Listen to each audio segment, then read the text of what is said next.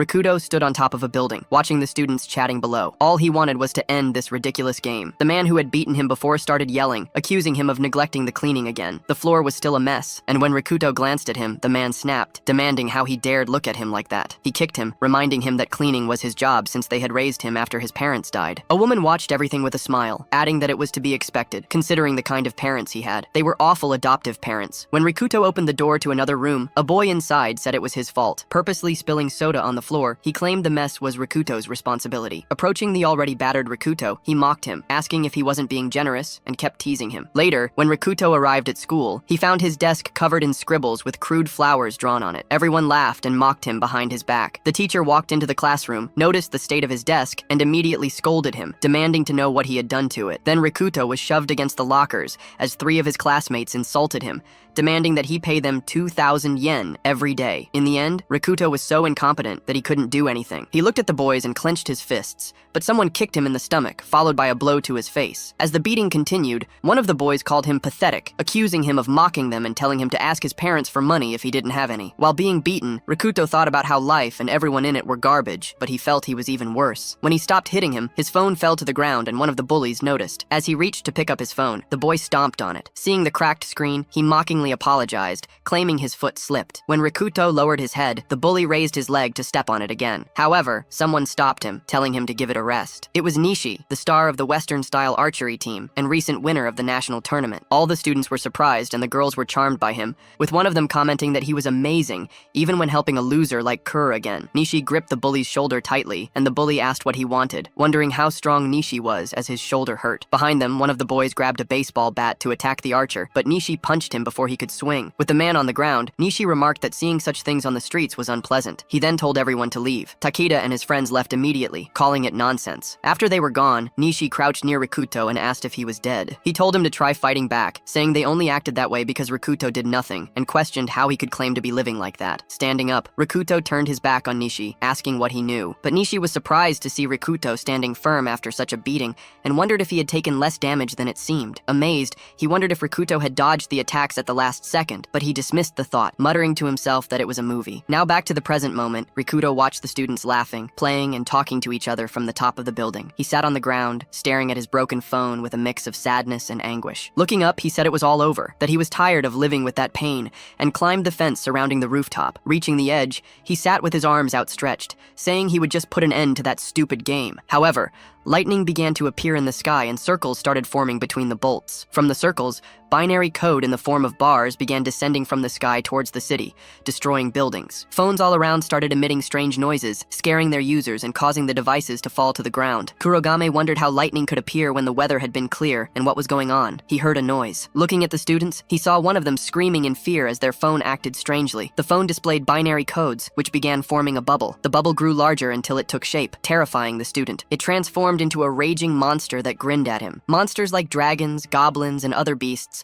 emerged from all the students' phones and began chasing them. Rikuto, who was safe on the terrace, heard cries for help and saw the students being attacked. They were all knocked down one by one and the boy couldn't understand what was happening. Hordes of mysterious monsters appeared suddenly all over the world. The fabric of society was destroyed in an instant. It is believed that the global population was reduced to less than 1/10. The origin of the cataclysm was unknown until a certain group of young people discovered the truth. At first, it was just an unknown fact. The monsters emerged from people's smartphones, nothing more. In the world that followed, survivors gave that day a name. Now is the day of judgment, standing on the railing of the school terrace. Kurogame wonders if it was true that the monsters from fantasy worlds were abruptly wiping out humanity. Smiling, he says he managed to put an end to it. Below them, several people were screaming for help and being attacked, and he says it was a death dream. Everyone who once insulted or mocked him was being attacked. He was happy and said serves them right, as all who made a fool of him were now in the claws of the monsters, and they could go to hell. Still smiling, Rikuto wonders how that dream could feel so realistic, as even people unrelated to him were being pursued. Watching the scene, the boy dispares, asking what was happening and why the dream was so long to come to an end. His life was a disaster. His parents were gone and everyone around him was awful. Even his brother, it didn't matter. None of it mattered. Now crying, the boy admits it wasn't right. No matter how he looked at it, it wasn't right for people to end up that way. While lost in thought, a noise is heard and the terrace door opens. A goblin enters through it, startling him. It was carrying a head. Upon seeing it, he realized realized it wasn't a dream. At that moment, he instinctively understood that it was real. Absolutely real. The goblin leaps at the boy to attack him with its mashi, and he falls from the railing to the terrace before it can strike him. Getting up, he realizes he is terrified, and seeing the head the monster carried understands it was the end. Frightened, he wonders if his end would come that way, but his consciousness began to tell him it didn't matter. Because he had already been planning it, he wanted to put an end to this game. Life was trash, and the world was too. Nothing would change if it ended there or in any other way. But he didn't want it to happen like that, and concludes he didn't want to end at all. Then, picking up an iron bar, he blocks the monster's attack. It knocks him to the ground, and the boy says that real death was insignificant,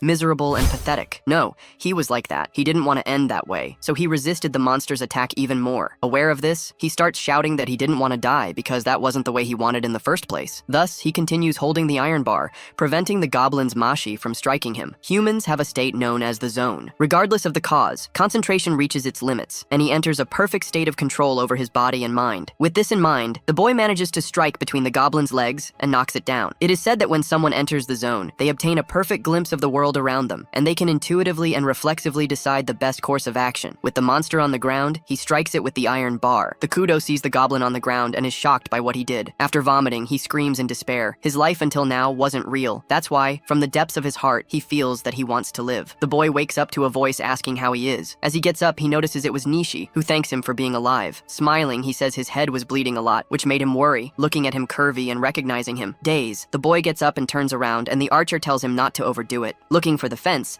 he notices the entire city was on fire. Looking around, he sees some students sitting desperate. Among them were Takeda, Tani, and Arata, the bullies who beat him, now scared and worried about what was happening. Sakura says it was all impossible, and Huyama, the PE teacher with his arm around her, says to stay together because he would protect her and that he would keep her safe. However, the girl was still worried. Staying the scene, the other girls comment that he was looking at her in a dirty way and felt sorry for her. Kurogane looks at a pile of objects, and Nishi explains that it's a barricade made from everything they could find to keep the monsters away. Everyone had fled from those mysterious monsters and desperately ran to the roof cup, where they set up the barricade. With his hand on his face, Kurogane comments that there were still people left behind in the school. From the other side of the barricade, they begged to be let in. Students had climbed the stairs and pleaded for help, but Huyama and another student said they couldn't undo the barricade. When the archer arrived, all they could hear were screams from the other side. Nishi said he genuinely felt sorry and guilty for not opening the barricade, even though he believed they wouldn't have survived if he had. Rikuto told him it wasn't his fault that no one wanted to meet such an end, and that he too had given his all to survive. Looking at the monster's body, Archer asked if Rikuto had done that, as he was completely rattled and had never considered trying something like that himself. He added that if only he had that kind of determination, he might have been able to save those students. They heard screams and saw the PE teacher telling everyone to assess the situation, starting with the monsters coming out of the phones. Sakura confirmed and showed her phone,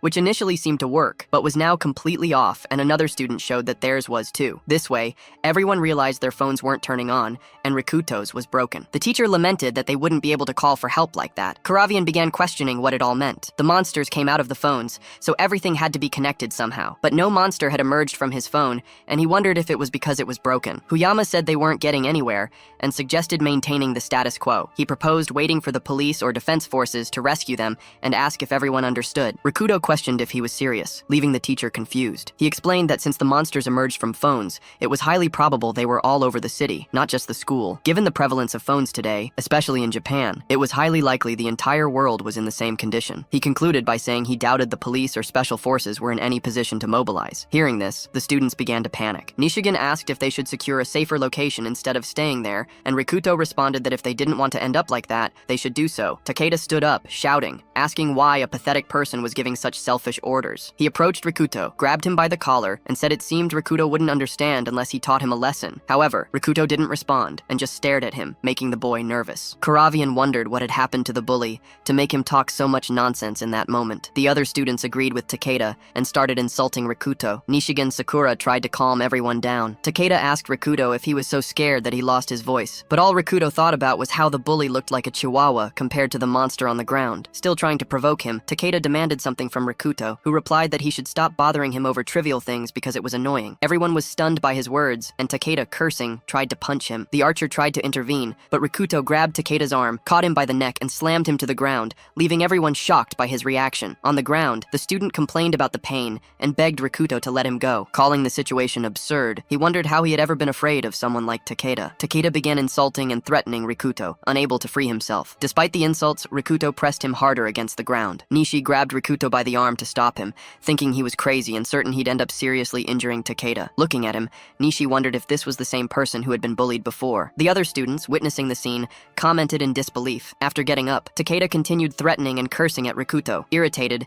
the archer yelled at him, saying this wasn't the time for fights, prompting the bully to back off. Turning to Rikuto, Nishi said it was water under the bridge, and Rikuto agreed. Facing the group, Rikuto said that what mattered most was figuring out what to do next, instead of engaging in meaningless fights. Hearing this, the bully kept insulting him angrily, but the teacher interrupted, asking if they could continue the discussion. Nishi calls for the teacher and steps forward, saying that in summary, there was nothing on that rooftop, and he doesn't know when rescue might arrive, or, in the worst-case scenario, if they would come at all. They need a safe place at all costs, as well as food and water supplies, but Kurogane interrupts him, saying that if possible, they would also need weapons. Sakura asks if such a safe place exists, and the archer replies that this was the heart of the problem. Rikuto says they need to check how things are inside because they can't begin without knowing if traveling is even possible. Stego shouted that he was against it because it was too dangerous, and there could be monsters on the way. They should stay and wait for rescue. The teacher comments that the boy was right, and they should at least check the hallway. The students oppose the idea, asking who would want to walk among monsters out there. Then the man calls for Kurogane and Takeda, telling both to check the situation inside the building. The second is startled upon hearing his name,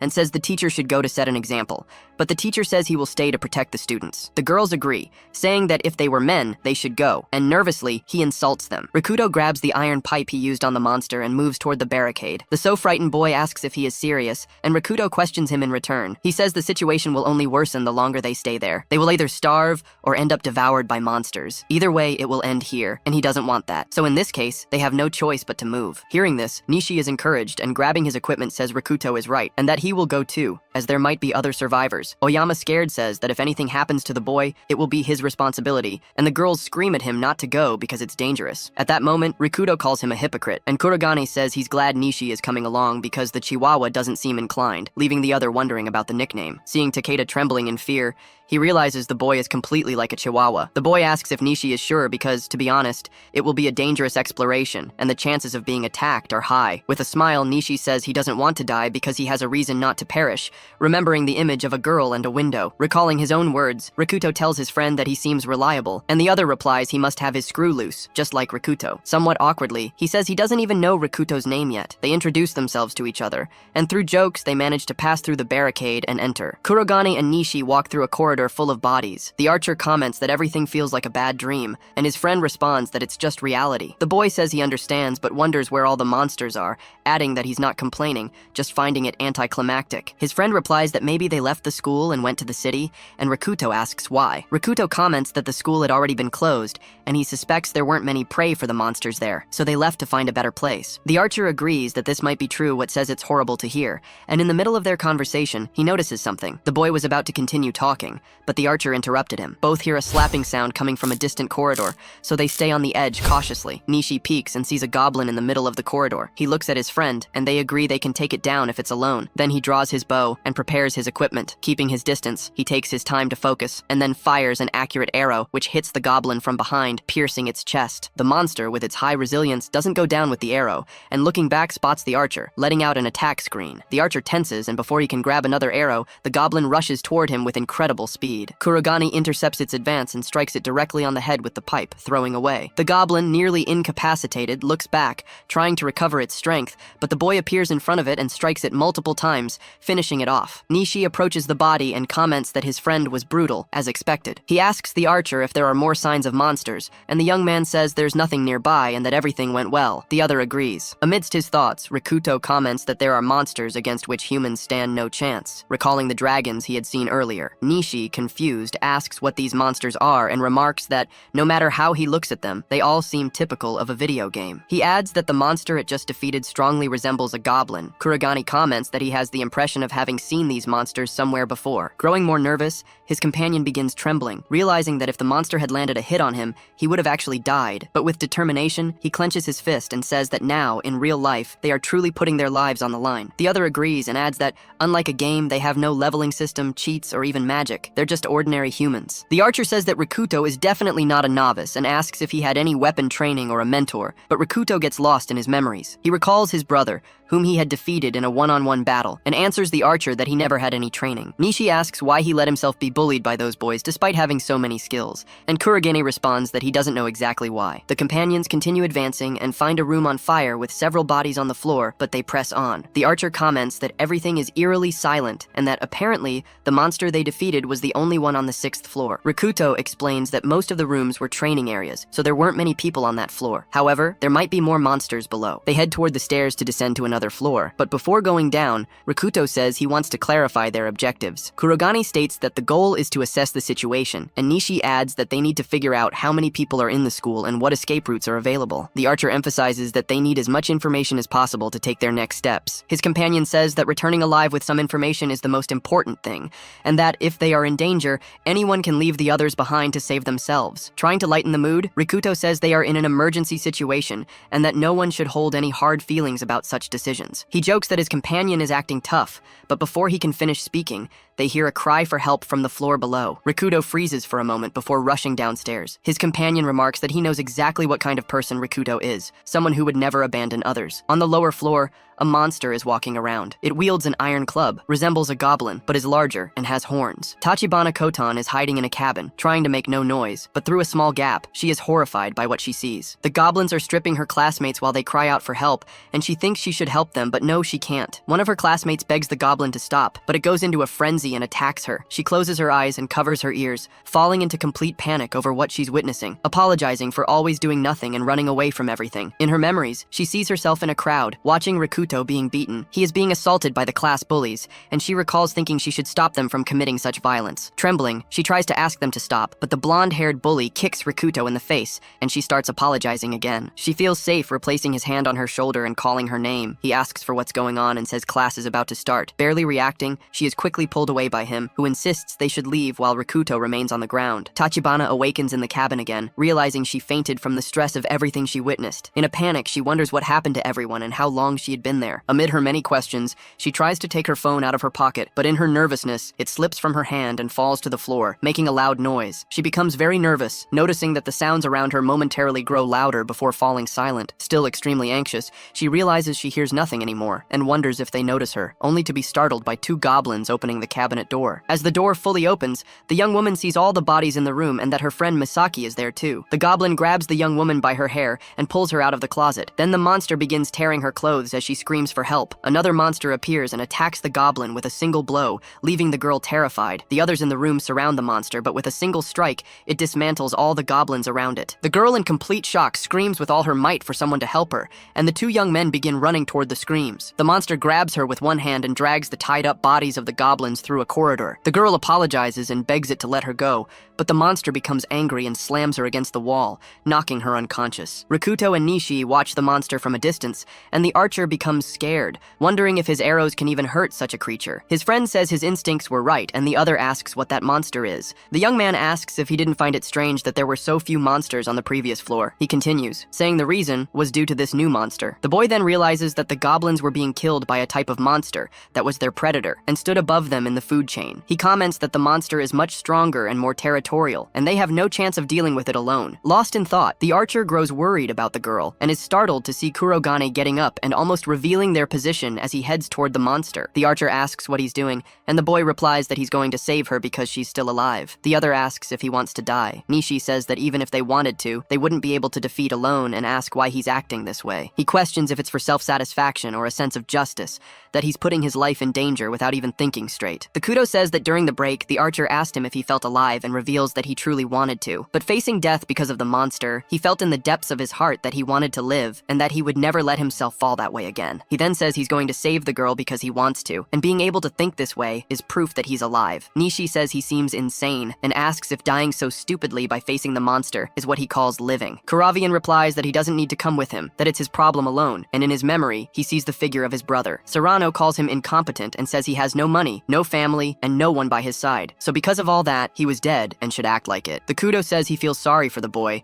but that he will never be someone dead again, even if it destroys him. The archer interrupts him, grabbing his shoulder, and says he has a sister who isn't related by blood and studies at another school. He asks why he's saying that out of nowhere, and the boy replies that he doesn't want to die there, either because she would be left alone. Nishi continues saying that leaving that girl as she is and running away would be shameful, and that if his sister were in a similar situation, he would have to help her. And he wonders if he would be capable of fighting and protecting his sister, and that it would torment him if he made up some excuse and just ran away. He then reveals that because of this reason, he's going to help Kuravian take down the monster, and together, they will save the girl. Kuravian says the two of them are going to do something stupid for selfish reasons, and asks if he's okay with that. The Kuno laughs and says the archer also has something wrong in his head, and the archer, embarrassed, says a man must have his pride. After coming to an agreement, they begin thinking about how to execute their plan. Nishi asks his friend how he plans to do it, because just going head-on would be too risky. Kuravian reveals that of the other fights he has an idea, and with that, the two start planning. The girl wakes up to find herself tied to a wooden lawn along with several goblins,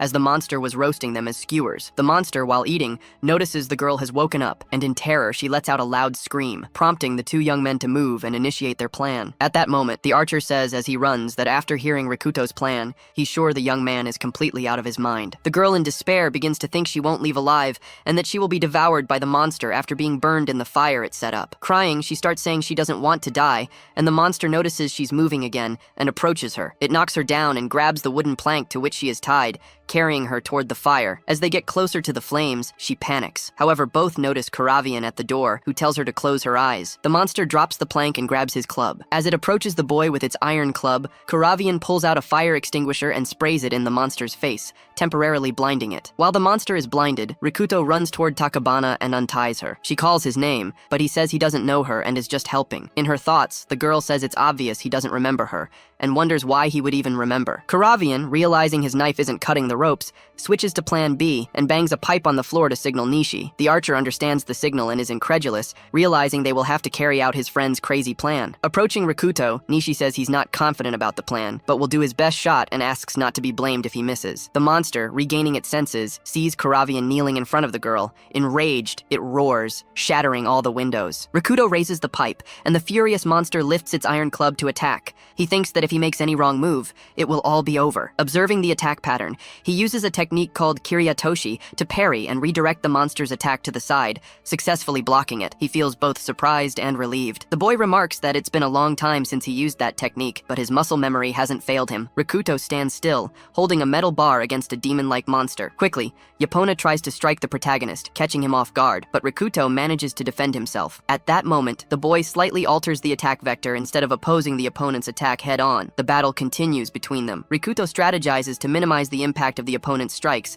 and counter with minimal force. He attacks the monster's feet. It's explained that this is a technique used in modern kendo. The protagonist remembers his father. He acknowledges that he never forgot the skills his father taught him as a child. Rikuto silently thanks his father for the teachings. A girl watches the boy's battle with a monster and thinks it's incredible. Trying to stay calm, the protagonist reminds himself that these are just monsters without proper techniques. Angry, the demon seems to prepare for another attack. Without waiting long, it swings a blow toward the boy. Rikuto defends himself as best he can, using his techniques. Intent on crushing the boy, the monster continues attacking ferociously. Using his skills, the protagonist lands a precise strike on the opponent's wrist. He thinks to himself that the adversary only relies on brute force to swing its weapon. The two continue fighting, growing angrier at each other. Once again, the demon tries to attack with its spiked club. To Rikuto, the monster's attacks seem broad and monotonous. Full of skill, the boy manages to land a blow on the monster's head, but he admits that such a strike would be much easier against a human opponent. The monster screams in pain and appears weakened. The girl observing the scene is amazed that the boy can defend against all the attacks and thinks he's incredible. Showing slight fatigue, the boy still refuses to give up. He explains that even though he's defending himself,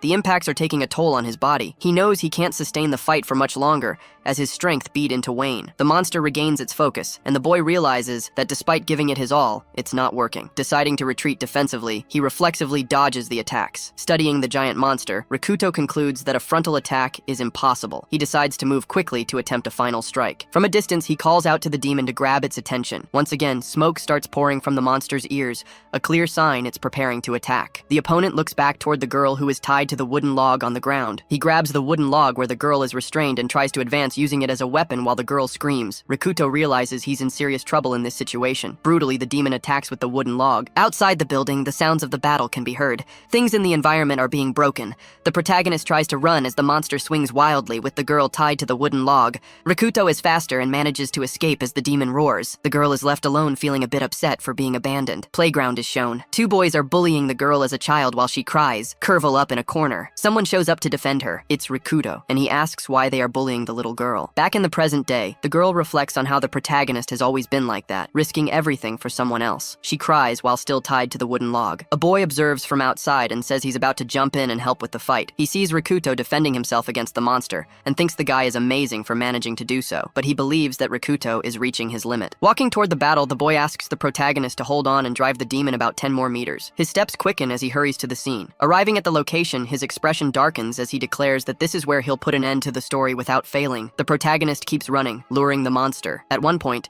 Rikuto looks back and tries to hit the opponent with his iron bar. Exhausted, he puts all his strength into the swing to strike the enemy, but his grip falters and the demon lands a direct hit. Rikuto is thrown far away. The boy is injured and lies on the ground, to the despair of the girl who witnesses the scene. Nearby, the boy who came to hell also sees what happened. Everyone shouts for Rikuto-san. He lies on the ground, unable to move. Watching the scene, the boy with the arrows analyzes the situation as dire. Nishi remembers his friend's advice. He must aim at one specific point and cannot miss, as there's only one chance, and if he fails, the boy will die. As he observes, Nishi is so unsure if he can shoot the arrow. He thinks about the 3 conditions for hitting the target. The angle, the distance, and everything necessary for a perfect shot are not ideal. However, Nishi knows there isn't much time as he could be discovered. Thinking deeply, he wishes the monster would get a bit closer and turn to present a perfect angle for the shot. The doubt lingers, as waiting too long might cost him the chance. And while his thoughts are racing, he's interrupted. Rikuto, even injured and on the ground, shouts for him not to shoot. Nishi becomes even more confused and unable to understand. His friend loudly says he needs to be a few meters closer and asks him to wait as he gets up from the ground again. Face to face with the demon once more,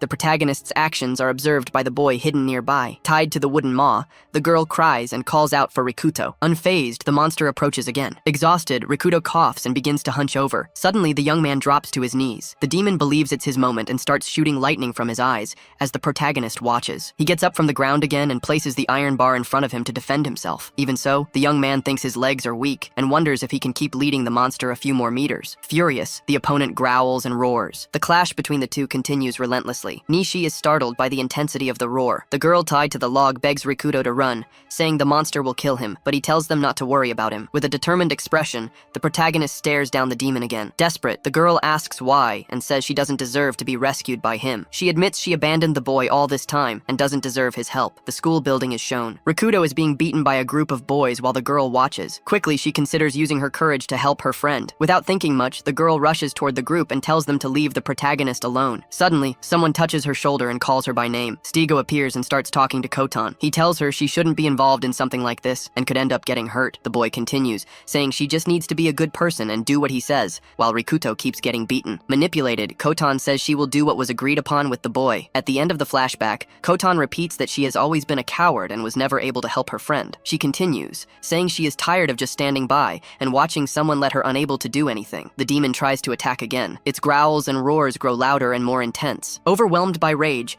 the monster shows signs of preparing to attack once more. It charges at the boy. At this moment, Rikuto notices that the combo, the weapon wielded by the monster, has lost its momentum. With the opening, the protagonist seizes the right moment to strike the adversary. The attack is interrupted by the demon's weapon. Once again, the boy is sent flying and ends up injured. Rikuto falls to the ground. Kotan is also thrown while tied to the wooden plank held by the demon. She is in pain and despair, crashing hard onto the ground. Seeing Rikuto lying on the ground, the red monster quickly moves toward him. Distressed, the girl begs her her friend to run, but he is unresponsive. Without strength, the protagonist acknowledges there is nothing more he can do. The demon towers over the boy and raises its combo to strike him. In a low voice, Rikuto signals to Nishi that the Tarbeev is at the right distance. Before hearing the words, Nishi is already in position with his bow and arrow. He reassesses the distance and angle and declares he won't miss such an easy shot. Surprised, the monster notices the boy's presence and shifts its focus away from the protagonist. The young archer prepares to attack. Acting quickly, he fires the arrow. The arrow flies straight and hits the demon squarely in the eye. A flashback shows what happened 10 minutes before the scene. Rikuto hands the sirens to Nishi and instructs him to use it. Nishi asks if it's the same thing Sakura had given them before they entered the building to explore,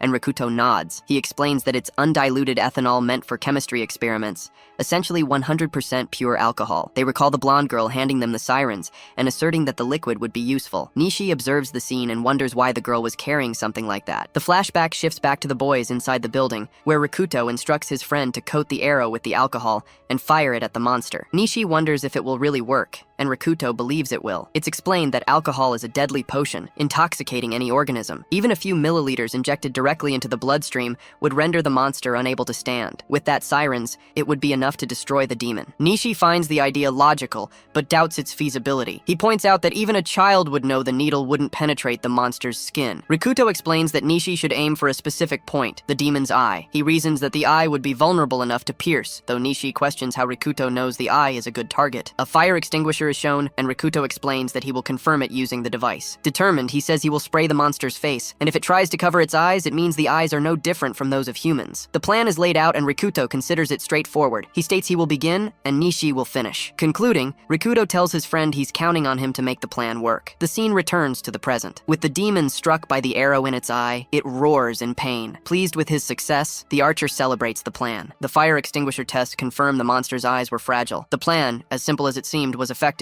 Joking, Link Nishi says he scored 10 points as he hit the center of the target perfectly. The demon tries to pull the arrow out of its eye. Still on the ground, Rikuto asks his friend what he thinks about it. Kutan once again finds everything happening utterly incredible. Angry, the monster rips out the arrow with a needle and charges toward the boys but starts to stagger. The protagonist realizes the alcohol is taking effect. A loud roar fills the air. Using all its strength, the monster swings its weapon at the boy, leaving Rikuto momentarily disoriented. Quickly, the demon attacks, but the boy manages to dodge. Nishi panics and calls out to his friend. He concludes that the ethanol might act as a poison, but it doesn't kill instantly. Even angrier, the monster charges forward. From outside the building, the scene is visible with shattered glass and destroyed walls. There's a hole in the wall, and Rikuto notices the demon is heading straight toward it. When the monster attacks, the boy waits for contact, but instead rushes forward and grabs it by the waist. Using the last of his strength, he pushes the opponent toward the hole.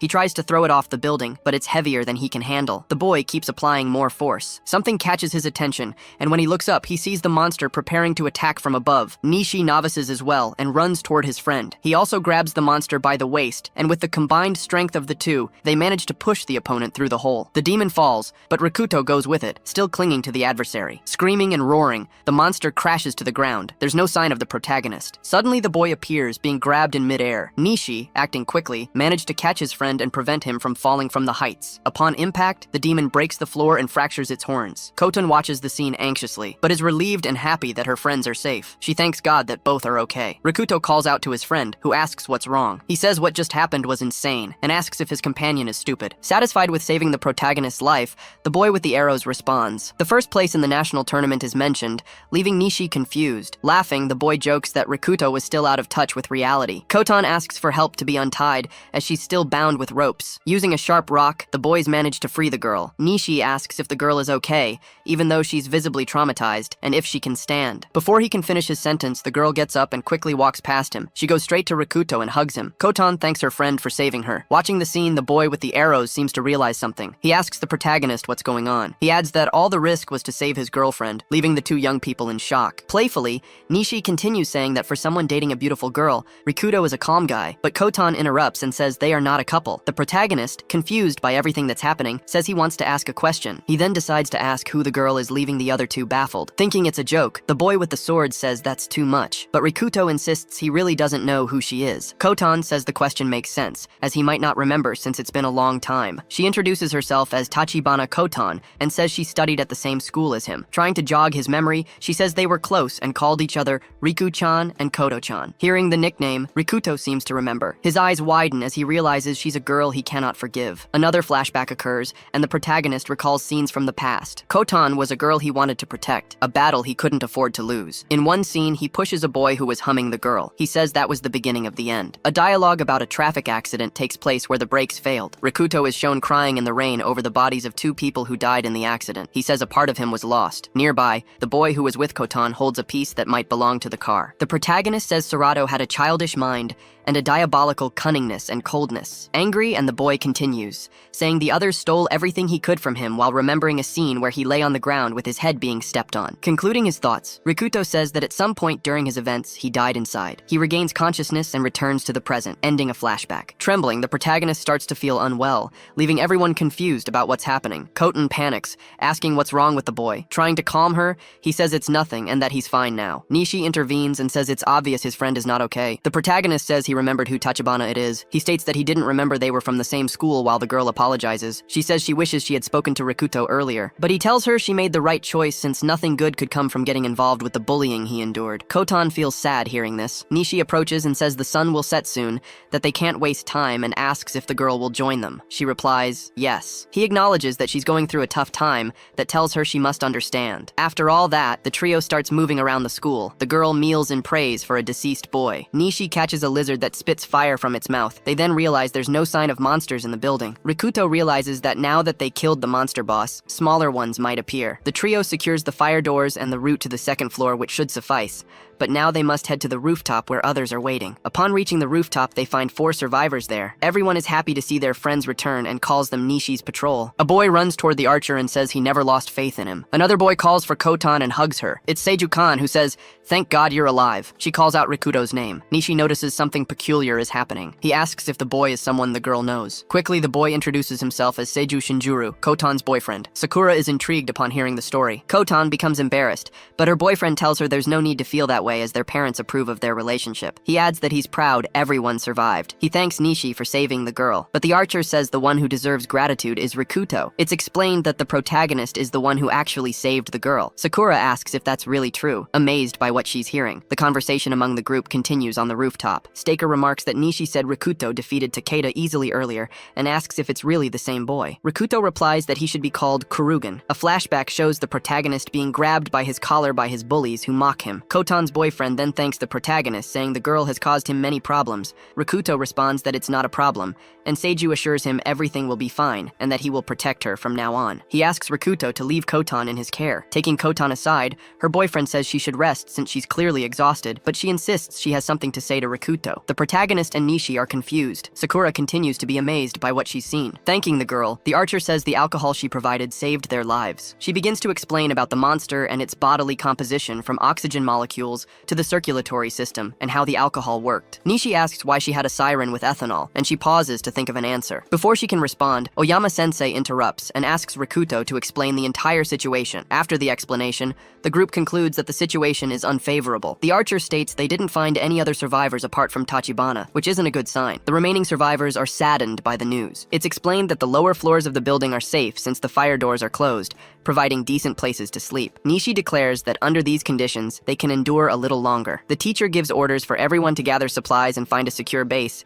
stating he will take charge of the situation. 2 Mois Makan calling Oyama an idiot. A new base is being established by the students. With mutual help, everyone begins organizing a space to stay. Each person helps in whatever way they can. Rikuto is seen carrying the bodies of the deceased on his own. Kodaman says it's awful of Oyama to make Rikuto carry all the bodies by himself. The protagonist replies that someone has to do it and remove them from the base before they start decomposing. The girl asks what he will do after gathering all the bodies, and he says it will be difficult to bury them all. Rikuto decides to take the bodies to the rooftop. There must be another way to remove them from there. Tachibana agrees with him. Frustrated, Rikuto continues carrying the bag of bodies, commenting on how strange the situation is. One of the bodies he carries is of a boy who used to bully him in class. Lost in his thoughts, the boy believes that all the bullies and even the neglectful teachers deserve to die, and that if everyone were dead, he could laugh deeply. At that moment, Kotan interrupts him. He concludes that he wouldn't be able to laugh, which is the worst feeling. Rikuto adds that he hasn't been able to laugh ever since everything happened to him, and that this might be divine punishment. Tachibana says that the boy is a hero and always has been, both now and in the past. Hearing the word hero, the protagonist is surprised. The girl says she will help him with the bodies. The protagonist asks if she's sure, given that it's a shocking scene for a girl to see, but she says it's okay, that it's something she shouldn't abandon, and the boy then says that in that case, she's welcome. Both continue on their way, but someone calls out to Kurogane. When he looks back, the person attacks Rikuto, and they engage in a physical fight, scaring Tachibana. It's the girl's boyfriend, Furious, who asks what the protagonist is doing with her. Angrily, he grabs the girl by the arm and says the boy doesn't need her help to do something so disgusting. Rikuto lies on the ground, watching, unable to understand. Seiku mocks him, saying the boy is clever to think Kotan would do his dirty work, and that the protagonist should be ashamed of himself for wanting a girl to do such a horrible task. Hearing all this, Kotan steps in and defends her friend, saying she offered to help. The boyfriend says he understands what's happening, and has no doubt the girl was forced because of her rescue. She asks what he's talking about. Seiku says he will tell everyone about what just happened. The protagonist, though still confused about the situation, remains silent. Kotan tries to defend the boy again, and asks why her boyfriend would do something so terrible to her friend, but he tells her to shut up. Rikuto says he doesn't care, and that the boy can do whatever he wants. Realizing he can't get a rise out of the protagonist,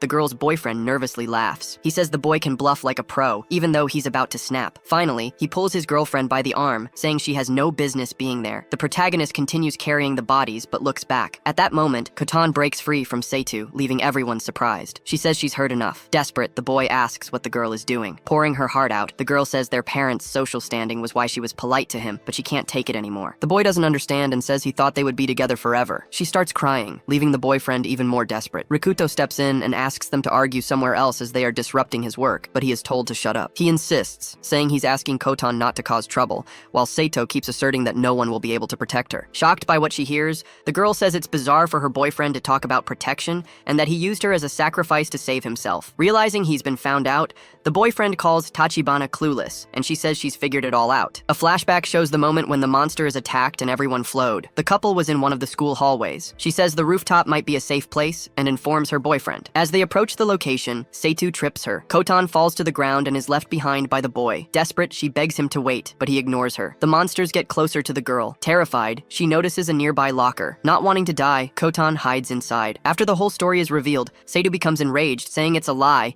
and that he can't believe the girl said such a thing. But Tachibana remains firm, saying there's no way she could be wrong about what happened. She concludes by saying she can no longer trust the person she once called her boyfriend. She adds that she always thought they should never have been together. Then, furious, the girl asks to be forgotten by her ex, and says she never wants to see him again for the rest of her life. After hearing everything, Seitu asks Koton if she has any feelings for Rikuto. He bursts into laughter, leaving his girlfriend confused. The girl becomes worried about what she just heard. Irritated, he tells her to shut up. He tries to punch her, saying she should only do what he tells her. Before the punch lands, Rikuto steps in and grabs the boy's hand. Once again, he calmly asks both of them to let him work in peace. Patiently, he releases Seitu's hand, who then remarks that Rikuto has always had a different aura, even though he was always surrounded by hooligans dressed like death. Finally, Kotan's ex asks why everyone who bullied Rikuto ended up dead. Tachibana intervenes, saying the boy is going too far. After this, Seitu merely scoffs. Rikuto says he wants to ask the boy a question. Directly, he asks what the slander campaign is against, and says he doesn't care, as it won't make Seitu any more important. Angrily, Seitu says the boy is dark and asks how he dares lecture a model student. Seitu attempts to fight, and Kotan steps in, but they ask her to stay out of it. Out of control, the ex-boyfriend says someone like Rikuto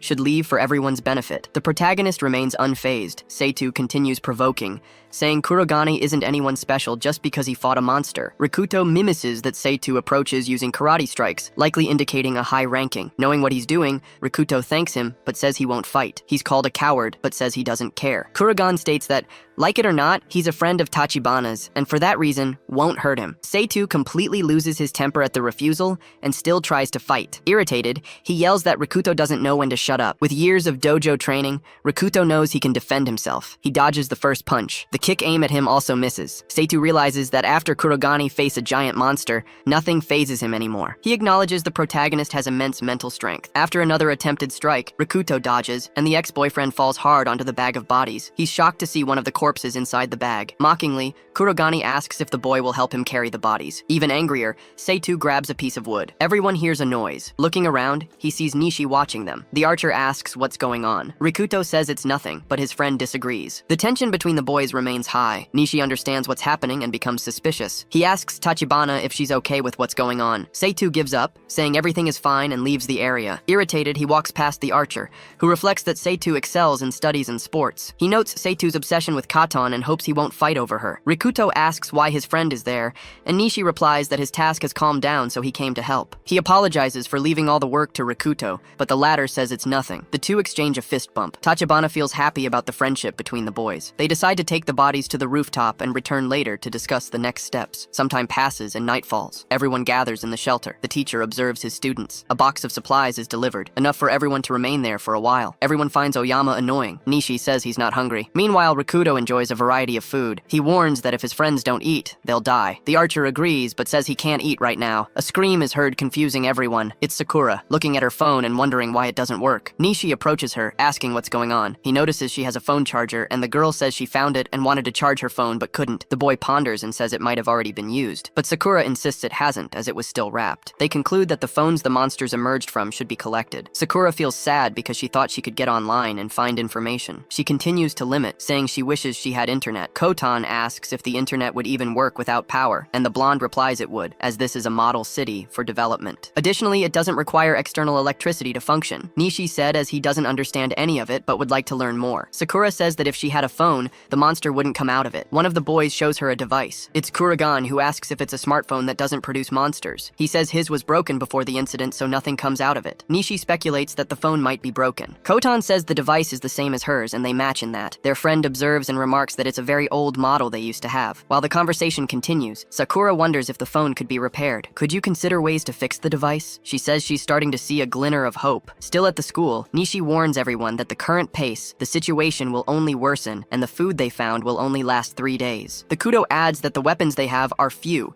and that the steel pipe is still better than the available armament. The boy with brown hair continues, summarizing that they are all in big trouble, but he emphasizes that there's still hope, because according to Kuju, it's possible to fix Kurigani's phone using the right tools and parts from Tachibana's phone. The blonde girl, with a hesitant and forced smile, stammers that she can probably fix the phone while other students look at her worriedly. The protagonist sarcastically thanks Takita for breaking his phone earlier. Angrily, the bully yells, asking what good it will do to fix the phone, only to be rebutted by Tuya, who says that with the repair, they could use the internet to learn more about the situation. Additionally, they could talk to other survivors and gather information about emergency shelters. As he speaks, hope begins to show on the faces of the other students. Koten asks Sakura about the computers, who responds that, like the phones, they are all fried. The rescued girl says that doesn't make sense, but Kuju explains that even though they were off, when the monsters appeared, the connection terminals were destroyed. Grabbing her blonde hair with her hands, the girl says this phenomenon makes her head hurt. Despite being worried, Nishi tries to stay focused and says that only the phone that was already broken before the chaos started has a chance of accessing the internet. He adds that the top priority should be to contact others who were as lucky as Rikuto. Rikuto agrees. With the goal of finding the right tools, the boy with the steel pipe asks Sakura if the best place is really the general discount store. Despite looking doubtful, the girl says it seems like a good idea. Two frightened girls join the conversation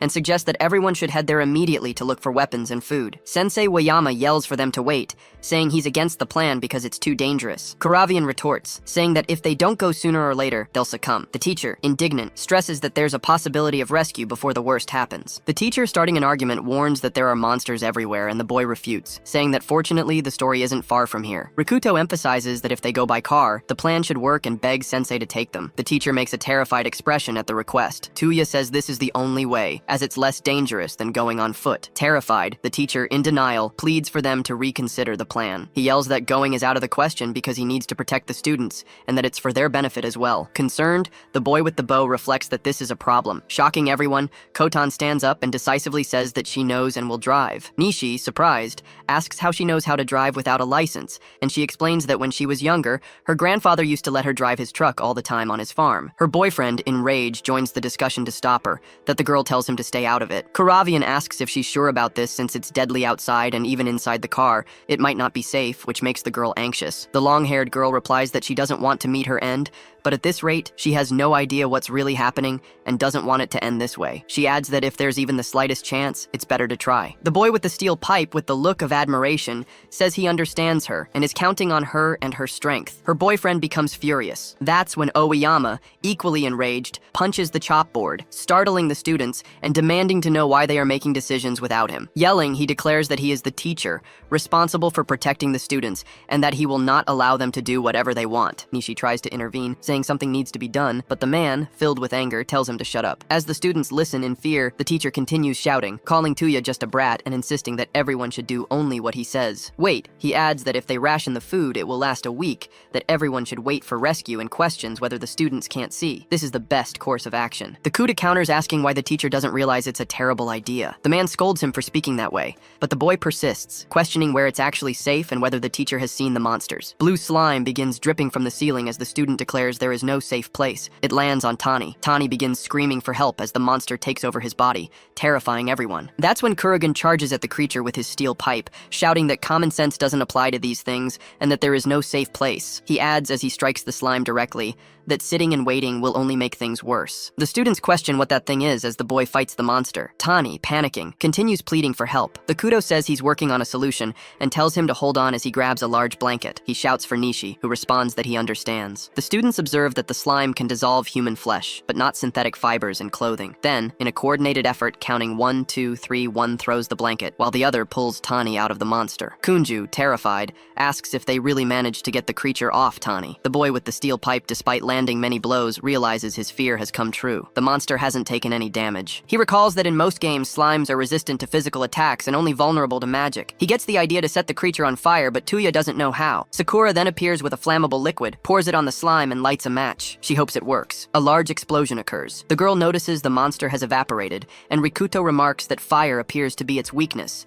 and thanks her for the help. He then remembers Tani, but Nishi informs him that, unfortunately, they were too late. Takeda, kneeling on the ground, desperately calls his friend's name. Sensei appears confused, wondering what just happened, and the hero asks if he now understands the gravity of the situation. That if they had been slower, everyone could have ended up like Tani, angrily questioning if they're really going to stay there waiting for a rescue that might never come. The teacher collapses to the ground lamenting and says he doesn't understand, and that the students can do whatever they want. Leaving the school, Tuya, Kirigen, Kuju, and Takabana eliminate all the monsters they encounter along the way. The four decide to hurry before more threats appear. They find Wayama's car and hand the key to Kotan. She notices that the car isn't manual, and Nishi asks if she knows how to drive it. The girl says yes, but admits she's more accustomed to manual transmission. The brown hair boy laughs in relief and praises her. Interrupting the moment, Sakura asks if she really has to go. The archer says it's obvious she does, as she's the only one who knows the parts and tools needed to fix the phone. Sweating nervously and laughing awkwardly, the girl agrees. The blonde gets into the car, sighing and lamenting in her thoughts about having lived a short life, while Tuya wonders what she's carrying in her backpack. Stego appears and declares he's coming too, as it's his job to protect Takabana. The archer warns him not to start any problems,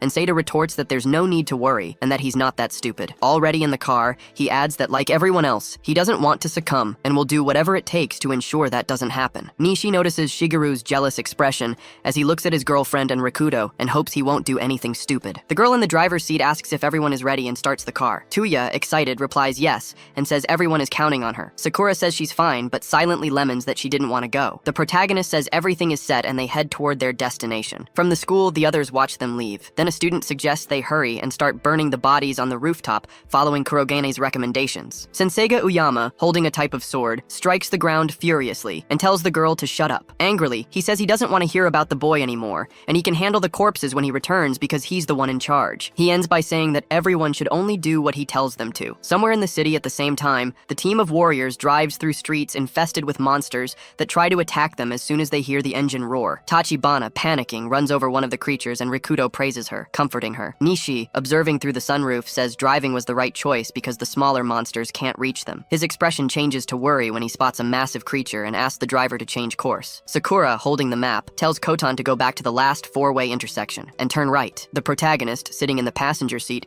says everyone is counting on her while her boyfriend in the backseat watches angrily. Through the sunroof, the hero with the bow observes enormous flying monsters and wolf-like creatures devouring people on the streets. He shouts that it feels like the world has ended. Kurogane asks if there are any signs of survivors, and the boy responds no. The blonde girl says she suspects other people might be alive somewhere else hiding, and that they're the abnormal ones for venturing out like this. Staku suddenly orders them to stop the car. His girlfriend complies and asks what's wrong. Tuya asks if he saw something. The boy points ahead and says that about 50 meters away there's likely a convenience store where they could find food. It continues and asks if they shouldn't check it out. Kuju agrees. Rikudo from the front seat points out that there should also be food at their destination situation, but the boy snaps back saying no one asked him. Shinjuru questions if the protagonist is going to say it's too dangerous, and Rikuto counters by asking if his opinion doesn't count. The boy in the backseat, already irritated, retorts that just because Rikuto took the initiative to fight monsters doesn't mean he needs to act like the leader. Mishi joins the discussion saying that Kurvagami is merely expressing his opinion, prompting Sakura to agree and say everyone should get along. Tachibana also scolds her boyfriend, who grumbles under his breath. Meanwhile, the archer reflects on what they should do,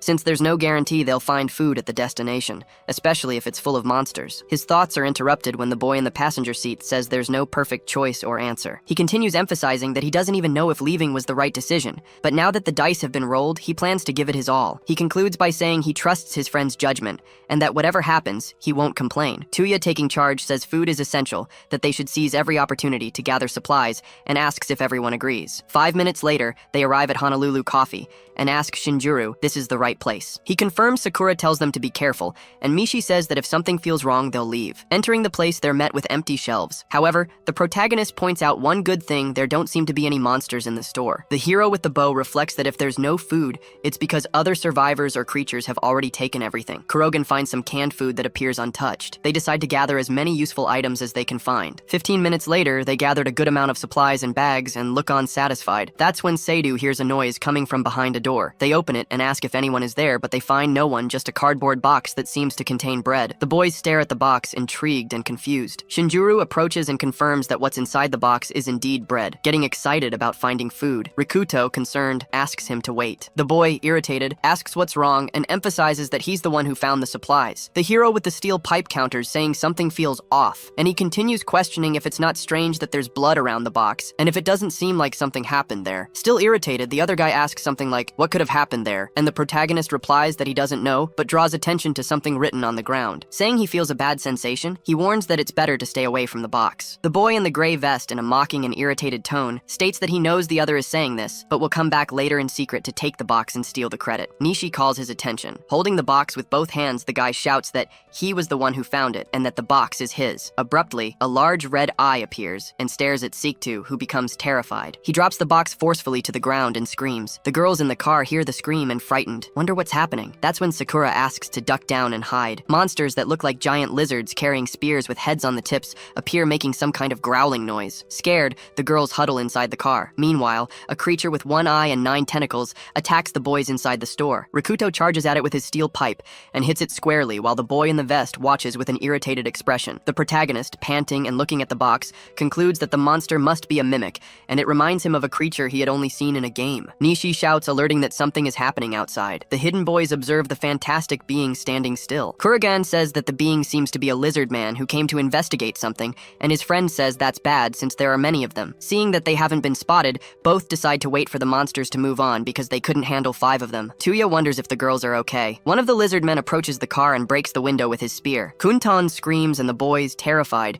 don't know what to do now, and that the girls have been discovered and decide to go forward together. All 3 of them. Seidu, terrified, can't move, and the boys decide to go without him. Kuju, being pulled out of the car, tries to convince the monster by shouting that she isn't appetizing. Outside the vehicle, they face their imminent end when suddenly one of the monsters is taken down. Rikudo appears with his steel pipe, bravely striking the creatures. He shouts to Tachibana to take care of Sakura, and if things go wrong, to leave him behind and escape with Nishi. Surrounded by 3 lizard men, the protagonist finds himself cornered. That's when an arrow hits one of the monsters and brings it down. Tubiya, hidden, thinks that if he's discovered, he'll lose his advantage, and 1 against 3 will be too much, just as his friend had said. The boy hero wonders if this will be his end, and fighting, he refuses to fall. A boy appears on the roof of the store and hits one of the monsters directly with the rocks, surprising Rikuto. He continues throwing rocks with all his might while Nishi shoots his arrows. Another boy with platinum hair appears and takes down another creature with brass knuckles. Even without knowing those boys, Kurogani seizes the chance to finish off the lizard men. Seeing all of them defeated the protagonist,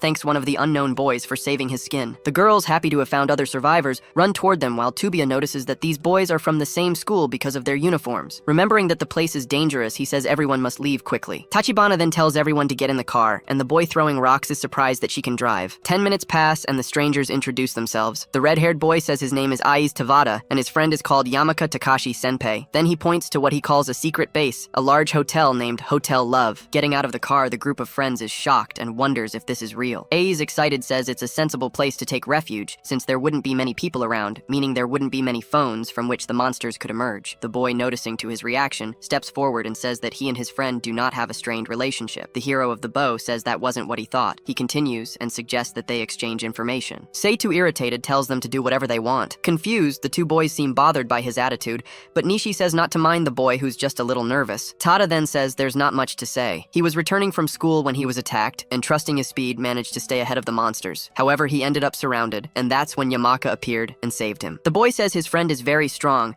that it was he who found the hotel, and that without him, he wouldn't still be breathing. It's then that the hero of the arrows realizes he has heard of the boy with platinum hair before. Recalling, he affirms he heard that Takeshi is a hardcore delinquent, that Takeda and his gang were nothing compared to him. His crimes involved a lot of violence, drunk trafficking, connections with the Yakuza, and even the murder of people. Still lost in thought, he thinks that now the rumors don't seem true as he observes the friendship Takeshi has with Eyes. Returning to the conversation, the green-eyed boy recounts that monsters were everywhere, that they went out looking for food, and ended up meeting the group at the store. Rikujo then asks if it was the boys who left the warning near the cardboard box in the store, but they claim not to know what he's talking about. The hero of the steel pipe, embarrassed, says to let it go. Tauda then says that's all they know, and asks if Nishi knows anything else. On their way to the interior of the hotel, the boy tells the entire story from the beginning, and the green-eyed boy feels relieved to learn there are still safe people at school. Full of hope, he asks if by fixing Kurigane's phone, they'll be able to call for help, but Tia, less optimistic, admits the chances are slim. Interrupting the conversation, Rikujo gets straight to the point and questions what the two boys plan to do next, adding that it's okay if they don't want to join them. Sakura then says, disappointed that in her case, she was indeed forced to go while the boys look on puzzled. Yamaka says you will go with them, surprising his friend Tauda. The boy continues saying he will hold anyone back, but will be a neat shield. Nishi then says that having him along will be very helpful. Teishi then asks his friend what he wants to do and says that if he wants to go to school, that's fine. The same responds that if Teishi goes, he'll go too, and he adds that he's a man too and needs to do something. Kurigane happy says to the hero of the arrows that it's good they stop at the convenience store, and he agrees. Contradicting the boys, Yamaka then says their plan is very reckless since many people live in the area, and the number of monsters will be much higher. Therefore, they need an entry plan to know where it's safe, where it's dangerous, and that being cautious is mandatory. He continues saying that protecting the key player in the plan, Kuju, must be the priority. She is surprised by his statement. The two of heroes agrees that they were heisei and don't want things to go wrong because they rushed. The platinum-haired boy then says he won't handle the details of the main plan, that he's just a soldier, and they can use him however they want. A brainstorming session then begins for the construction of the final plan. Seidu is excluded in the corner. After the meeting, everyone returns to the car and makes repeated trips, focusing solely on finding a safe route, and even with obstacles along the way, working together, they manage to overcome them. After several days, they reach their final destination. Rikudo says that if they had rushed, they wouldn't become monster food. The girls feel relieved to have arrived, and Sakura says it feels like centuries since she's been to that place. Yamaka notices his friend Aiza's legs trembling, and he says it's the tremor of excitement from a warrior entering battle. Everyone moves forward while Seidu lingers behind. Kurogen tells everyone to stay alert, and Nishi adds that from now on, they will face challenges as they come. Outside, the school flying monsters dominate the ground and the skies. One of the students reveals that the survivors have been feeding on pieces of bread. Sitting on the floor, a boy with his hands on his head in a state of breakdown wonders how much longer they'll have to keep living like this. Two bribbles are talking, and one of them wonders if Sakura is okay since they haven't heard from them since everyone left. Enomoto, feeling hungry, approaches the teacher who is sitting and devouring an entire loaf of bread. The girl, pleading, asks if it wouldn't be possible to share a little more as everyone is very hungry. The sensei, irritated, slams his weapon on the ground and orders her to forget about it. Angrily, he stands up and shouts that they don't understand how precious food is at the moment and tells the girl to shut up and do as he says. Takeda, upset, mutters to his friend that while they are starving, Oyama is stuffing himself with food. Still trying to reason, the young girl warns that at this rate they won't last until the others return, but the man retorts that the group has probably already become monster food. Worried, Enomoto says that such a statement is a horrible thing to say, and that the young people only went out to help everyone. The teacher, with a dark expression and holding the girl by the waist, says that if she does something for him, he'll make a special exception. Distressed, the girl screams for him to stop. The man laughs and says he was just trying to lighten the mood. Angrily, the bullies observe the situation. Meanwhile, as the survivors approach their limit on the school roof, a pile of bodies is being devoured by creatures. At the same time, Rikuto's group is walking through an area that appears to be free of threats. The hero with the steel pipe questions what it all means, and Nishi responds saying there must be a large creature somewhere. He adds that there are many types of monsters, but in areas where a very powerful aberration is present, the number of smaller creatures is lower. Such aberrations are like bosses in games. Confused, the hero tries to understand why the monsters are the same as those in video games, and and says that thanks to that naming them won't be a problem. Karavian agrees with his friend and says someone must know the names. He replies that there must be some sort of governing rule. Refocusing Yamaka states that achieving their goal is the priority for now. Sometime later, the group arrives on a floor with electronics tools and chemical products. Koju runs toward the shelves extremely happy and says she's going to live there while Tachibana laughs. Dividing tasks, Rikuto asks Eyes and Kotone to help the tech girl, and then both agree with that hesitation. Seikyu and Nishi are assigned to protect the three. The steel pipe hero and the boy with platinum hair are tasked with patrolling the area. Admiring the products, such as Korra starts strategizing how to modify the devices. Trying to understand her friend questions what she's doing, and she responds that she's going to replace the CPU of the broken phone with what she just found. Smelling the solder, the girl gets excited and asks Tachibana if she feels the same, while Tauta feels embarrassed by her behavior. On guard, the two boys keep watch while Karavian walks through the eerily silent place, which unsettles him. That's when he finds a note stuck to his shelf, saying that they eliminate intruders, which intrigues him. The boy notices that it's the same handwriting as the warning written on the floor of the first store. Suddenly, footsteps are heard, and an enormous creature that appears to be made of stone. The glowing light where its neck would be approaches and announces that a heat source has been detected. Reflecting and looking at the monster,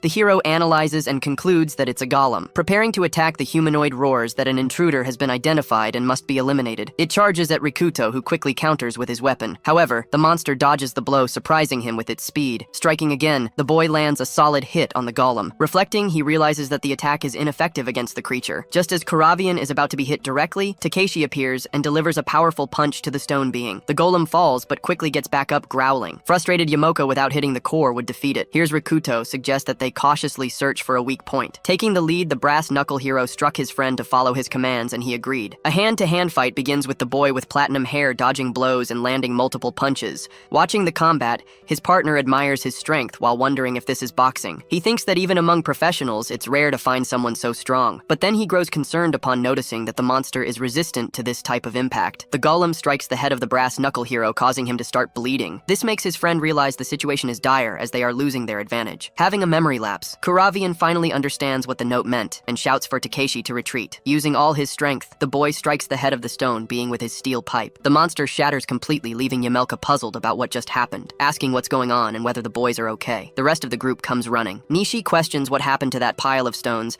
and his friend responds that it was a golem. Shocked, the hero of the arrows asks if Rikuto defeated it. He replies that he did, remembering a game where the answer was in the monster's head. Tuya, excited, says the adventure is becoming more and more fantastic. Seiju tries to downplay the victory, asking if it was just a small creature, but Takeshi denies it. He then praises the steel pipe hero, saying he's impressed by his ability to read movements and notice the letters on the monster's head using his kinetic vision. He concludes by saying the boy is someone he can trust to help, and his friend thanks him. Eyes appears and also praises his friend, saying he wants Yamelka to trust him too. Shinjuru shows irritation. The bow hero then says that now that the enemy is defeated, everyone can return to work. Noticing the thoughtful expression on Karavian's face, the boy asks what's wrong, and his friend responds that the creature seems too weak to be the boss. A large purple sphere begins rushing toward the group at high speed. Sakura, sensing danger, asks if a noise doesn't sound like it's getting closer. The giant sphere suddenly appears above the escalator, catching everyone off guard. Nishi wonders if it's another boulder, but the blonde girl, confused, says it doesn't make sense since they're inside a store. Before Tachibana is hit, the steel pipe hero saves her. The sphere then reveals a large, glowing purple eye. Standing up, it transforms into a massive humanoid with the eye in the middle of its chest. Rikuto tells his bow-wielding friend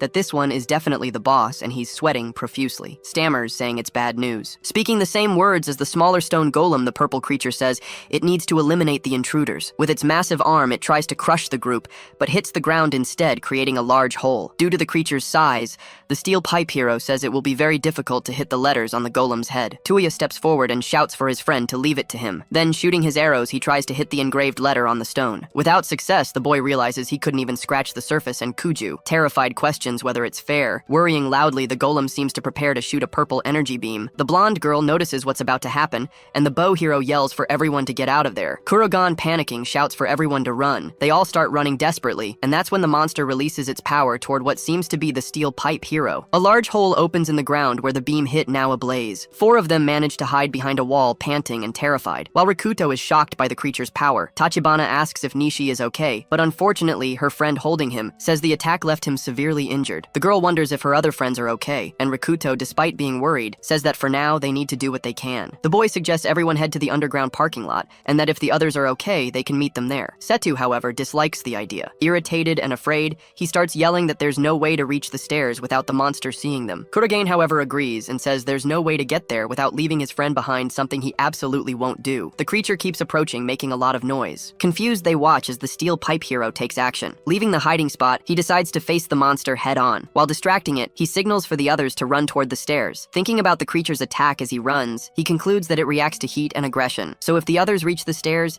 it must throw the flare he gave to his friends. This way, if it distracts the golem even for a brief moment, he'll be able to get out of there safely. However, if the monster sees them, everything will be over. This is the only way for everyone to get out of that situation unharmed. Kotan shouts to let them know she's ready, and Rikuto gives the signal for her to throw the flare. As the girl is about to throw it, her boyfriend interferes and the flare rolls down the staircase, ruining the plan. In a panic, Tachibana questions Seitu, who says he had to do it because the monster could have turned on them before she threw the object. The monster then hits Kurogane directly. Slamming against the wall, the boy cries out in pain. His worried friend screams for him, and he tells her to stay where she is. He says not to worry about him, and to get out of there to take care of Nishi. He also warns the girl's boyfriend that he better take care of her, and Shinjuru mutters angrily. Cynically, the boy says they should leave, and then it's too late for Rikuto, which angers the girl. Surprising everyone, she punches the boy in the face. He falls to the ground shocked as she runs to help the steel pipe hero. Facing the golem, which seems to be charging its power, the boy, panting, appears to confront imminent doom. Alone, the boy says he's given his all since that faithful day, but in the end, he can't do anything, and he remembers his late brother. He comes to the conclusion that his brother was right. Kotan appears, and with great agility, grabs the boy, pulling him out of the path of the beam. Dazed, he doesn't understand what's happening,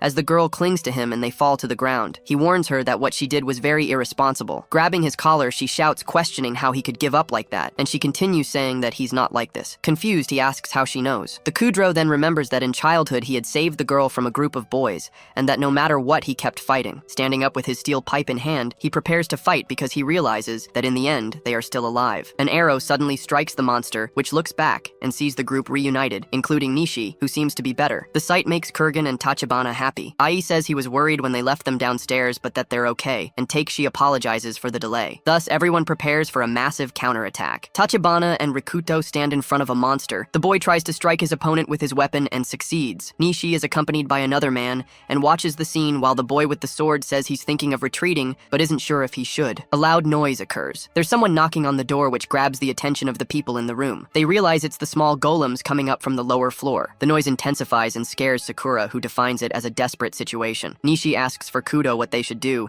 and says that if things continue like this, they're finished. Quickly, the protagonist tells the young man to keep shooting, and if the boy keeps shooting at the same target, he'll succeed. The boy with the arrows calls the monster an idiot, and asserts that it won't last much longer. Rikudo says he needs to defeat it because he's still alive. The other students watch the scene terrified. The word alive catches Sakura's attention. Stammering, the girl calls out to Kurogan Nishi. She states that she might be able to do something, but needs a little time. Kuju says they might not believe her, but she can manage to defeat the monster. Rikudo encourages his friend and says he believes in her, so he'll buy her some time. With tears in her eyes, says Kuro knows what she needs to do. She gets emotional hearing the boy say he trusts her, and he confirms saying she's not the type of person who would lie. The protagonist calls Mishi to come closer to him, and the boy quickly obeys. Suspicious, a blonde boy asks if Kuju can really do what she's thinking, and she says yes because Rikudo trusts her, and because of that she can't fail. Yamaoka says it'll help the boys and asks Eyes to assist the girls. The monster is on the verge of attacking everyone in its frustration. Sakura crouches down and starts preparing the chemical potions. Kotan approaches and asks if her friend is okay, noting that she's trembling a lot, but the young girl tells her to be quiet. In a quick move, the monster tries to attack Kurogan, but he dodges. Nishi asks Kuju to act quickly. The girl says she's almost finished and explains how the experiment works, doubting she'll manage it. She recalls Rikudo's words saying he trusts her. Quickly, the girl adds the final ingredient. The potion is ready, much to the girl's joy. Sakura warns Kotanma never to mess with chemicals, as they are very dangerous. The next step is to throw the product at the monster's head, which will defeat it. Tabashina asks how they could hit the monster's head, leaving Kuju desperate. The little girl calls herself an idiot, realizing she hadn't thought of that, but Eyes grabs the product. The boy runs with it in hand, and asks if all he has to do is throw it at the monster's head. He says he's on the baseball team and will manage it. Sakura urges him to be careful with the liquid, leaving everyone anxious. The giant opponent approaches quickly. Nishi becomes frustrated as he sees the monster getting closer. Suddenly, an explosion occurs right on the monster's head. A sword-wielding boy is startled, wondering if that's as far as they've gotten. Eyes arrives running with the chemical product and apologizes for the delay. He says it's a special delivery directly from Kanju. In one swift motion, he throws the vial toward the monster's head. Kutan asks her friend what she added, and Kuju explains it was just some chemical reactions, but she admits she added nitrate and sulfuric acid to glycerin, creating nitroglycerin. Before she finishes explaining, a massive explosion occurs. Everyone nearby is flung away. Eyes watches, his eyes shining with amazement of the feat. With smoke rising, the monster remains standing, and everyone observes it. The baseball boy questions Kuju about the explosion,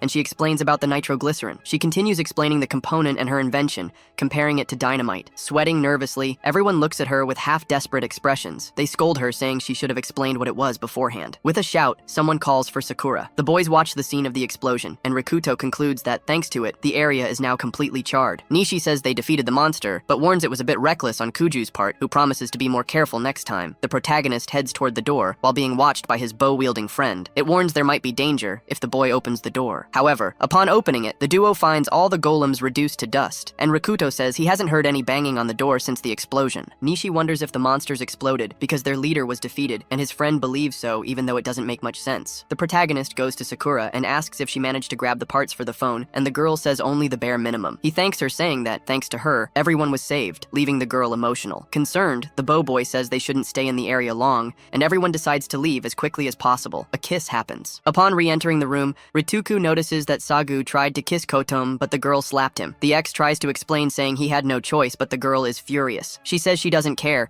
and hopes the boy won't come near her again. Nishi approaches and asks what happened between the two. Sagu leaves the room despondent, walking past his friends, unable to believe what just occurred. He screams and runs up the stairs. Realizing the danger, the bow boy shouts for him not to go too far because there's still danger in the building. Ignoring him, Sagu keeps running upstairs, thinking only of Kurugen. On the verge of a breakdown, the boy enters one of the rooms, pacing back and forth, thinking that Kotom belongs only to him, and that it's all Rituku's fault. He adds that Rituku should die and kicks several nearby boxes. Clearing the boxes out of the way, Sagu discovers a coffin with the sword embedded in it. A note attached to the object warns that it's sealed and not to touch it, leaving the boy puzzled as to why it's in the storage room. He examines the scene and everything within it, from the coffin to the blade, and the note warning not to open it. In a reckless act, he removes the silver blade. The sound starts emanating from inside the coffin. The boy looks in shock as a skull appears, emitting red lightning from its eyes. Desperate, he wonders what is happening, but the skeletal hand moves toward him quickly. Nishi is outside and says he warned the boy about the dangers of venturing alone through the building. While searching and calling for Seitu, someone approaches, catching their attention. The two boys look and realize it's the person they were searching for, and they ask if he's been there the whole time. Annoyed by the situation, the arrow-wielding boy scolds him and tells Kotom's ex to at least respond when they call him. After the scolding, the boy says they should all head back since they've done what they came to do. Nishi notices that the boy is in a good mood and finds it strange. The white-haired man accompanying them wonders if he was imagining things for not noticing the boy's presence behind them the entire time. Later, everyone returns to the base, and Sakura says she already feels that the place is her own home. Elsewhere, someone is in front of a computer celebrating having achieved something. It's Kuju, and everyone is happy to see that she has managed to use the cell phone. After working on the device in a computer, the girl finally gets online. AI says it's incredible what she just did. Rikuto asks her to check if there's any information about nearby survivors or emergencies. She checks social media and says that since the day of the monsters appeared, there have been no updates from anyone. Something catches Kuju's attention. Someone in the city of Amishima posted asking for help a few days ago, suggesting they might be survivors. The protagonist says the location is far, but not so far that they couldn't reach it. Kotom says there's a glimmer of hope after the turbulent days, and Seidu overhears everything nearby. Close to the scene, the boy feels uneasy hearing the conversation, and a shadow was shown near him. Nishi states that tomorrow they will inform everyone at the school about going to Amishima to search for more survivors. Noise has come from the school building. It's coming from one of the laboratories, and the sounds grow louder. Owen is lying down, and Uyama tries to attack her with only their shadows shown. She pleads to be let go, while the man holding a knife says it doesn't matter what she does. Nothing good will come of it. Terrifyingly, the man standing over the girl says it's a beautiful sight he's seeing. He adds that it's like heaven on earth. A flashback is shown. Several bird-shaped monsters approach the school. They go to the rooftop and eat the remains of the corpses left there. Noises occur, and someone asks about Uyama. Two boys approach the teacher and ask if he's trying to starve them. The other students notice the tension and wonder what they should do. One of the boys shouts that he asked for food to be brought, and Uyama responds that there wasn't any. It's called a liar, and they accuse him of hiding food. Takeda, holding a baseball bat, says that if things continue this way, there's no telling what he might do. Uyama tells the boys to forget about it, and declares that he won't allow them to act like that under any circumstances. As a teacher, he says his decisions are absolute, and everyone must shut up and obey him. One of the students punches the older man. He falls to the ground from the force of the blow, and the argument continues with demands about the food. Uyama remains silent, and the student says that's one of the things he hates most, losing control. The boy continues cursing the teacher and attempts to hit him again. Blood splatters across the room. Nishi, Rikuto, and Koton notice what's happening and are shocked. The teacher stabs the aggressor in the abdomen of the knife. Screaming in pain, the boy is paralyzed by what has just happened. Desperate, the protagonist shouts at the sight of the scene as Uyama pulls out the knife. Takeda starts trembling with fear as the man moves toward him. Without hesitation, the teacher keeps approaching the other student. He states that bad people like them mean more disciplined education and attempts to stab the blonde boy. More blood Blood splatters across the room. Back in the present, Uyama is shown carrying the girl from the room on his shoulder. He takes her to a room where a group of people is alive and others are dead, announcing that he has returned. Mocking the man asks why the other students are cowering in the corner. Terrifyingly, the teacher throws the girl to the ground and says she's back home again. Still holding the knife, he declares that the girl was exceptionally beautiful. He approaches Kasahara and says she will be next. Terrified, the girl says that instead of her, he could take Riko. Her friend becomes outraged upon realizing that Kasahara is offering her, and Kasahara retorts that Riko is just another Sarka fan. Impatient, Uyama stabs the knife into the ground, scaring both girls. He calls the two young women and says they are both good for listening to him. Tens, the two agree. Hayashi approaches, but the boy is trembling with fear. When questioned about what he is doing, he insists it's nothing. Uyama warns the boy not to try anything, pointing to the other dead students. The boy says he never even thought of it, and the teacher calls him an obedient child. Quickly, the man grabs Kasahara by the arm. He also grabs Kasamoto. The girls desperately cry for help, begging someone to save them. Desperate, the brown-haired girl questions what kind of world she's living in. Without further words, Uyama drags the girl down the school corridor. During the journey, she curses the man. He slaps her heart and says she must call him sensei. Grabbing the girl by the hair, the teacher says she needs some extra education. Still mocking her, he ridicules her earlier question about the world, saying it's paradise when the girl claims it's hell. The girl continues in despair, screaming that the world is trash and might as well end. As she's dragged by her hair, the young woman wonders how she never realized this before. Uyama reaches his destination and freezes in front of the girl. Something catches the man's attention, and he looks out the window. He sees his car arriving and knows very well what that means. Rikuto's group has returned to the school. Nishi says he hopes they've brought some peace of mind to the people still there. A young girl observing notices it's Kurigan and the others, and celebrates that they'll survive and escape the teacher's threats. Uyama turns pale and says it's impossible for the group to have survived, unsure of what to do. Not knowing what to do, the man claims it doesn't matter and says he'll eliminate the group. He believes the kingdom he's building doesn't need Rikuto. The group stands outside the school shouting for the others that they've returned and asking them to open the door. No one responds, and Nishi grows concerned. They start banging on the door while the teacher watches from one of the windows. The man returns to the room where the other students are still shocked that the group survived. One of the students quietly calls out for Kurigan. Uyama says the group cannot discover that he killed the students. Otherwise, it will be the end of him. Thinking deeply, the teacher concludes the group doesn't know anything yet. Moreover, among the group, only Nishi and Kurigan are the hardest to deal with. He decides that if he can handle those two, Kuju and Tachibana can also be taken into his harem. Maliciously, the man moves toward the girls. Dominating, he threatens them, saying if they value their lives, they shouldn't try anything funny. Outside, the group stands still as Nishi remarks how strangely quiet everything is and suggests something might be happening. He asks Rikuto what they should do. Determined, the protagonist agrees that something is wrong and says they should break in. The idea is to use the car to break the barrier and to the building. Nishi calls it a crazy and risky plan. Before they can act, Uyama opens the door and greets the students. Everyone is happy to see him alive and well. Fading friendliness, the teacher asks how things were outside the building. Unaware of the danger, Nishi says they managed to recover Sakara's phone and found survivors along the way. Eyes appears and says it's been a long time since he last saw the teacher. Uyama feels uneasy, knowing Eyes will also pose a problem for him, and that now there are 3 obstacles in his way. Trying to appear calm, the man says he's happy to see the boy alive. He plans to deal with Kurugan and Nishi first. Putting his plan into action, the man says he needs to talk to the boys in private and ask him to follow him. Sensing something is wrong, Nishi suggests the whole group should go. The teacher says it's fine, but insists he'd like to speak to the 2 boys alone first. Nishi agrees and calls for Rikuto. The duo follows Uyama, apologizing and saying they'll return shortly. Ai suggests that in the meantime, they bring the supplies inside the school. Stopping to think, Koten realizes that Setu is not with them. She asks if the boy might have entered the building without them. Meanwhile, Uyama leaves the 2 boys inside the building. Nishi notices something strange and questions if they aren't going too far. Feeding ignorance, the man says it's just around the corner, and they'll arrive while thinking that if he gets the boy's bow, the victory will be his. Everyone keeps walking. They arrive in a classroom and don't understand why. Nishi asks them to start the conversation while Uyama fiddles with a fire extinguisher. Before anything else,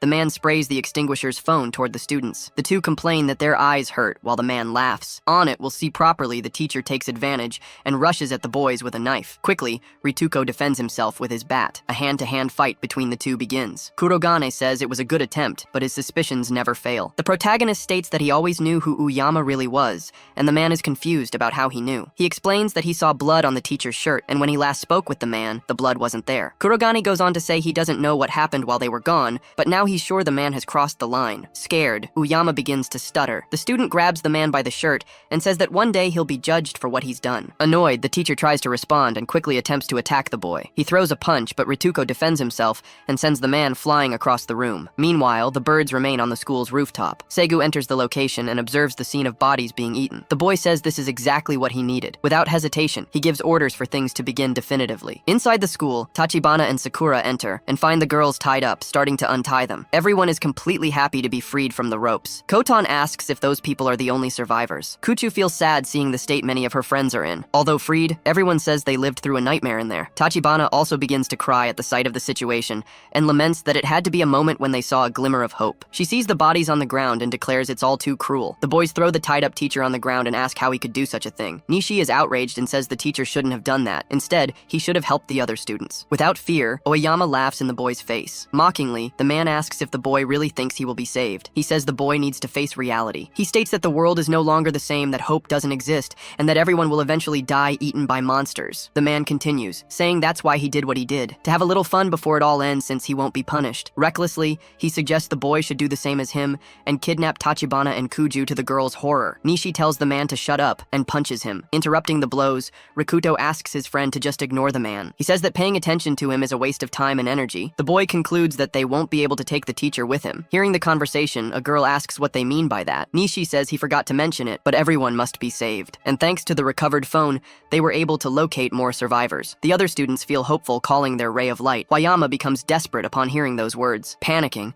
the teacher begins begging for forgiveness and pleads not to be left behind. He continues to beg, claiming he regrets his actions. Kotan calls him bold for thinking he would be saved after everything he's done. Akuro says they'll decide what to do with the teacher later, as they need to focus on other matters now. Nishi ends up agreeing with this. Suddenly, a blue light appears outside the building, surprising everyone. The boys are shocked and don't understand what's happening. At that moment, they look out the window. Numerous blue beams of light appear as birds fly and monsters take over the area. These monsters have faces resembling lizards, goats, and other animals. Nishi asks what it could be and whether the enemies are coming out of the lights, and Rikuto says it's the same phenomenon as before. Sakura wonders how this is possible, considering no one else has a cell phone. The protagonist orders everyone to get ready. Nishi is frightened, stating that the number of monsters keeps growing. Kotan asks what she should do. The birds feeding on the corpses begin entering the building, shattering the windows. Everyone panics at the horrifying scene. They try to defend themselves as best as they can. They urge Eyes to quickly get the people out of there and run. Rikuto says he won't die there and defends himself with his bat. He manages to strike the bird with great force. Dozens of monsters appear on the ground in front of the school. Inside the building, Takashi and the others are fighting them to clear a path. A man asks Tudo where the others are, noticing he's alone, and the boy apologizes, saying they got separated somewhere. While still apologizing, a goblin appears at the window to attack him, but Nishi is quicker and shoots it with an arrow, telling him to focus on surviving. One of the winged monsters appears to attack the girls but bypasses Tachibana and heads towards Sakura. Frightened, Sakura freezes, but Rikuto intervenes and strikes the monster before it can do anything. He asks if she's okay, and she shyly responds that she is. The girl at the top of the stairs wonders if the monster ignored her. Nishi, worried, asks his friend what they'll do since the ground floor is infested with monsters. Looking down and seeing the creatures climbing, he remarks that at this rate they won't make it. The boy says if there's no way down they should go up. He then shouts for everyone to run to the roof, and the archer asks if they're back to square one. Running up the stairs, Kurogen tells everyone not to split up and that they will survive together, and they all agree. Later, Hayashi is running from a giant spider screaming that he doesn't want to die. Looking back, he realizes this is the end for him that doesn't want it to end there. Suddenly, a screen appears in front of him stating that his role is a hero, asking if he will accept the adventure with options for yes or no below. The boy hears a voice in his head and doesn't understand how he could be a hero. Shortly after,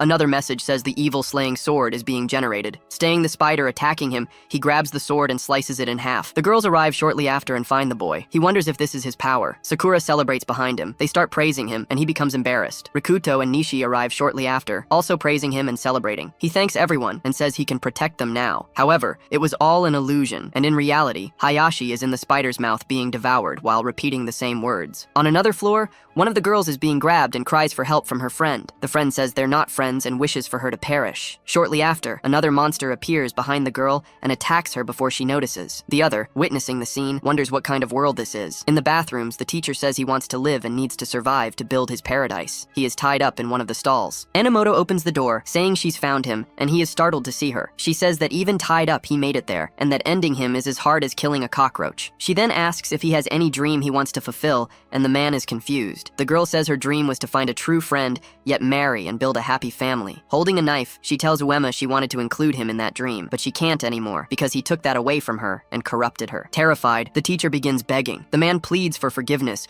saying he'll take responsibility as she attacks him. She slashes his chest, and he falls. Smiling, the girl says he will indeed take responsibility, not just for her, but for the entire class. He is left on his own, surrounded by ghosts telling him they will end him. On the floor, the teacher begs to be spared, but is attacked again by the girl. Crying, she says that with this, he's paid the price at least a little, and that nothing matters anymore. However, she doesn't notice a monster behind her. Rikudo spots the rooftop door and alerts everyone. Nishik asks what they'll do once they're up there, and the boy responds they'll figure it out when they get there. Opening the door, they find Setu, who says he's been waiting for them. Everyone is happy to see him, and the archer asks if he's okay. He says all the actors are gathered, but he's been waiting for Kur again. The boy thanks everyone for reaching the rooftop and escorting Katan. Nishik, confused, asks about the escort and whether he hit his head, but his friend says something is wrong. Smilani comments that they were being cold, and with a monster behind him, he says he was on their side. Sakura, upon seeing the monster, begins screaming, asking what it is. Rikuto comments that the monster is a type of lich, and his friend responds that they're common in fantasy, and asks why it was with the student. Suguyu hears the conversation and replies that the monster was an ally, that in exchange it could use his body, and the lich granted him power that this flaw existed in the world, a summoning system. Smilani says that's not all they need to know. More importantly, he can make a circle appear in the sky. Then a stream of binary code descends, bringing several monsters to the rooftop, surrounding everyone and terrifying them. The group panics, wondering what to do. Kurogane realizes it's the same phenomenon that happened some time ago. Enveloped by monsters, Suguyu asks if they can see his power,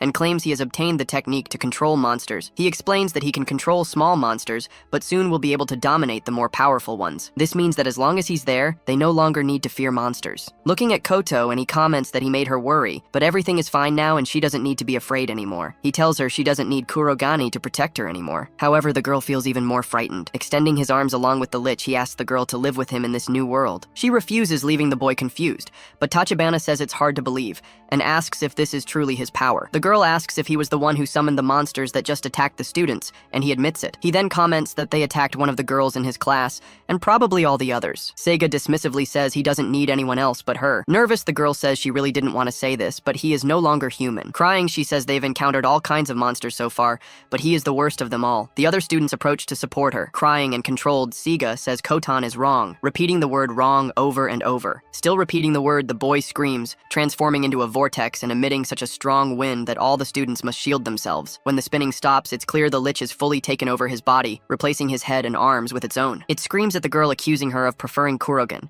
but says she should be his. Then yelling that he doesn't need her, it commands the monsters to attack. Rikuto grabs his steel pipe and orders Kuju and Tachibana to stay back. He manages to block one of the attacks, but the girl, worried upon seeing him, doesn't notice the Oni behind her until Sakura warns her. The boy rushes toward them to stop the attack and succeeds, but his pipe is dented by the force of the impact. Then the monster throws him backward. Koten screams his name as he is hurled against the wall. Nishi, concerned, shouts his name and the girls run toward him. Getting closer, the girls worry upon seeing him in such a state. Touching his face, Tachibana notices he isn't breathing. Kurogen hears someone calling his name and realizes he's in his room, confused, because he was sure he was at school. He hears someone mocking him for calling that room his, and turns to see Serato at the door. Serato says it's been a long time since they've seen each other. Back at the school, Kotan screams his name and begs him to listen to her. Hugging him, she cries in desperation while the other students stand in shock. Nishi, fighting the monsters and concerned, asks if this is real and hopes it isn't true. As he lemons, a monster moves to attack him, but Takeshi pushes it away with a punch using his brass knuckles. The boy calls his name but gets no response at first. Without looking at him,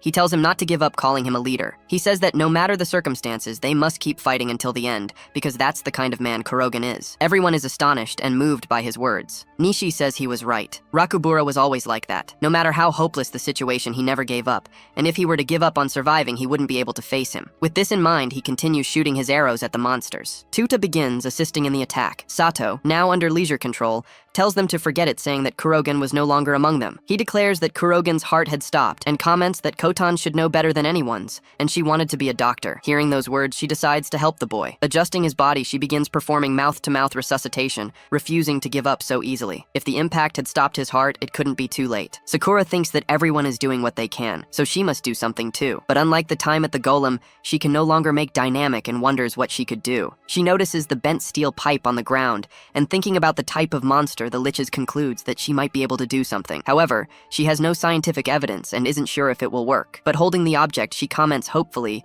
that there's nothing left but to try. Sato, watching everyone, asks what's so special about Rikudo. Hitting him with an arrow, Nishi responds that they like him, that they value him. Tuta tells Sato that jealousy isn't cool. Irritated, the lich says he'll send them all to join Rikudo, and the monster is charged toward them. In the room, Kurugen's brother steps on him, saying, "Serves you right." The boy turns his face to look at him. Pressing harder on his head, Serato tells him not to look at him like that. because he's already dead. He reminds Kurugun of the lessons he taught him since they were kids, that his existence has no meaning and that he can't do anything. While beating him, he says no one wants him, no one loves him, that he's a loser, trash, a worthless man who should just lie down and die. As Rikuto is beaten down, he convinces himself the man is right. He feels worthless, meaningless. For a moment, he thinks maybe he should get up and fight back, but in the end, he doesn't. He's heard those words so many times before, and now he's just exhausted. All he wants is to go back to being someone without thoughts, without emotions. Lost in those dark thoughts, he suddenly hears his name being called again and again. A girl grabs his arm. It's Tachibana, telling him not to isolate himself again because everyone is waiting for him. She smiles as she looks at their friends, happy and carefree in their casual clothes. With tears welling in her eyes,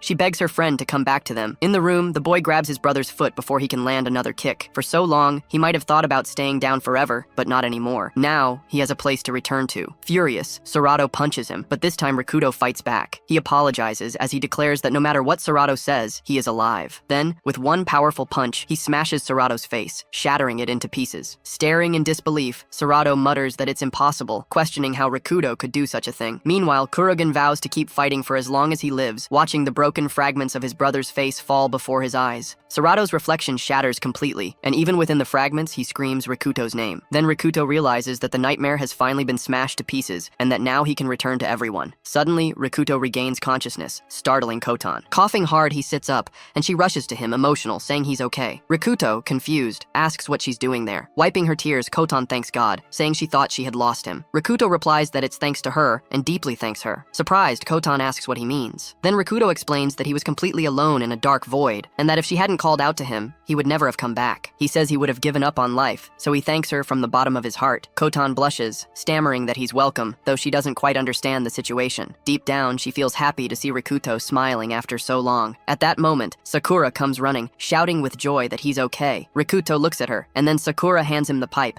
saying there's no time to lose and he should use it. He takes the pipe and asks what it is. Sakura explains that it's the same pipe he trusts the most, but she modified it with a silver mirror. The pipe is now much sharper. She goes on to say that the monsters seem like they came straight out of a fantasy story, like in a game she played as a kid, where they could be easily defeated with silver weapons. She admits that this only works in the game and doesn't know if it will work in reality. Rikuto looks at the pipe for a moment and states with conviction that it will work. He thanks Sakura, calling her amazing, and sprints at full speed. Sakura feels emotional, and Kotan yells for him to be careful. Rikuto responds that he'll be back soon. Running, he reaches the other three, shouting their names, Nishi, Tuta, Yamaoka-senpai. The three turn around, happy to see him. Nishi jokes that he thought Rikuto was dead, complaining that he made them worry for nothing. Yamaoka-senpai and Tuta also laugh, calling his name. But there's someone who isn't happy, Saitu, who screams Rikuto's name in rage. He charges straight at him, while Nishi tries to warn Rikuto to be careful. Without stopping, Rikuto replies that they'll talk later. But first, they need to end this. He asks them to help him. Nishi notices the sharpened pipe in his hands and, shocked, understands what Rikuto means. Preparing to fight, he says he'll help and tells him to leave the monsters to them. Then,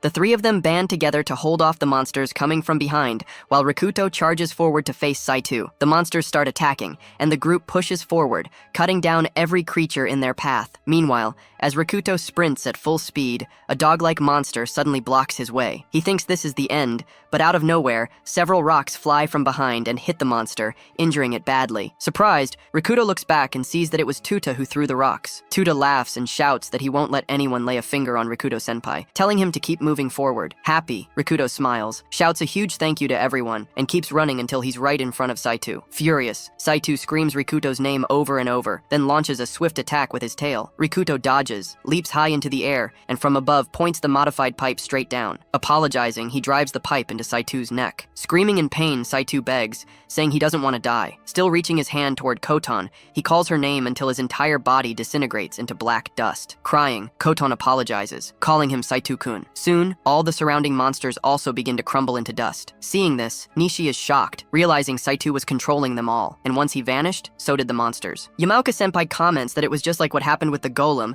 and Tuta adds that now it all makes sense. With everything finally over, Rikuto collapses to the ground, exhausted, finally relaxing after so much fighting for survival. The whole group, overjoyed, runs to him, shouting how amazing it feels to be alive. Time passes, and the day comes when our heroes must leave. Someone asks if the water and food have been packed, and they say everything is ready to leave that place. A truck full of boxes appears, and Nishi, looking at the school, remarks that they're finally leaving, feeling a strange loneliness. Rikuto answers that yes, they went through so much there, things beyond their control. There were moments when they could have saved more people if they had acted differently, but they can't stay trapped in the past. He says this means they have to live well from now on. Kotan listens in silence. Nishi laughs and agrees with him. Sakura, emotional, places her hand on her chest, calling Rikuto's name, and everyone in the group nods in agreement. Only Tuta seems deep in thought, saying nothing. The narrator mentions that no one knows what lies ahead. Tuta says he's ready to give it his all. Rikuto, excited, announces that it's time to head to Amashima, and the group drives off toward their next destination, believing that despite what may come, there is much hope there. The scene shifts to a place filled with jellyfish-like creatures lying on the ground. Among them stands a girl, stabbing a knife into a piece of paper pinned to a pole. The paper reads, "This area belongs to them. Don't look into their eyes. Use a mirror." The girl walks away, making it clear that things are going to get even tougher for the heroes. Meanwhile, we see a road and hear Rikuto narrating that days after leaving the school,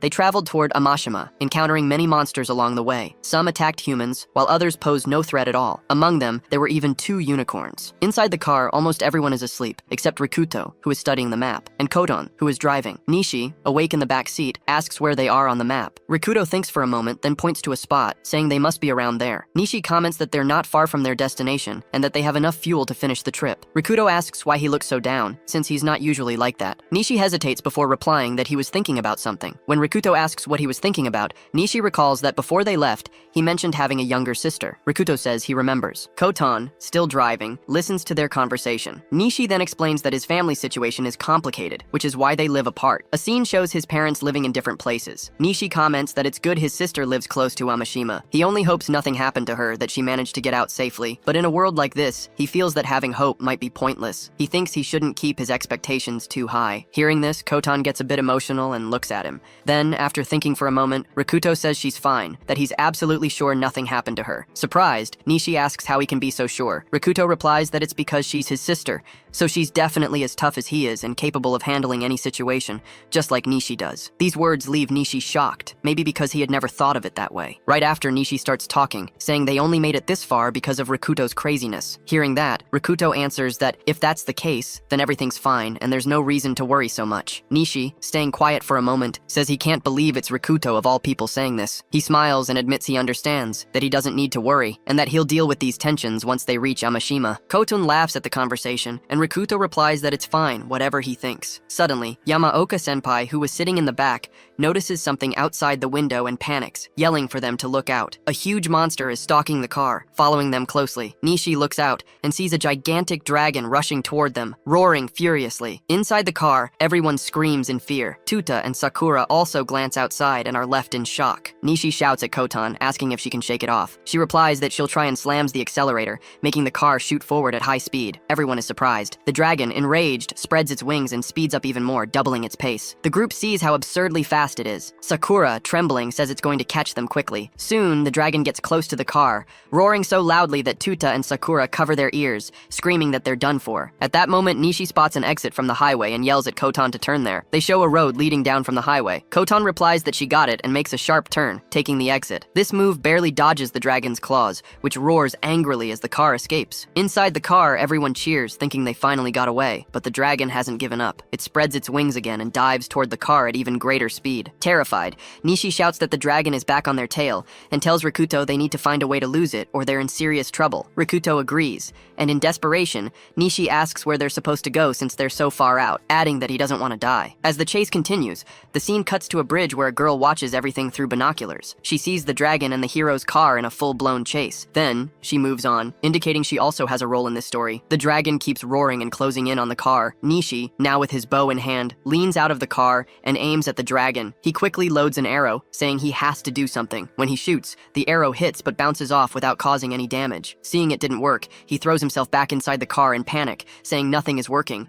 that the dragon didn't even get scratched. Rikuto concludes that their only option is to keep running. Ahead, a large pillar appears in their path. Rikuto yells at Kotan to turn quickly, or they'll crash. Keeping control, she swerves the wheel at the last second, and the car scrapes past, narrowly escaping. The car manages to pass the pillar, but the dragon, unable to make the turn, heads straight toward it. Inside the car, everyone leans to one side while Tuta and Sakura scream desperately. The dragon crashes headfirst into the pillar, roaring in pain. Meanwhile, inside the car, the group celebrates, thinking they got away. Nishi, smiling, says Kotan was amazing because the dragon was too big to make the turn. Tuta, all squished, complains that he's being crushed and asks everyone to give him some space. Sakura, excited, praises Kotan, saying she should be a professional racer. Kotan laughs at the compliments, but then Nishi notices something strange and becomes serious. Kotan also panics when she realizes what he saw. The car is starting to lose speed. Nishi asks what's happening, and Kotan says she doesn't know, that she's trying to start the car, but the engine won't respond. Rikuto, alarmed, says this can't be happening after they've come so far. Behind them, the dragon has already recovered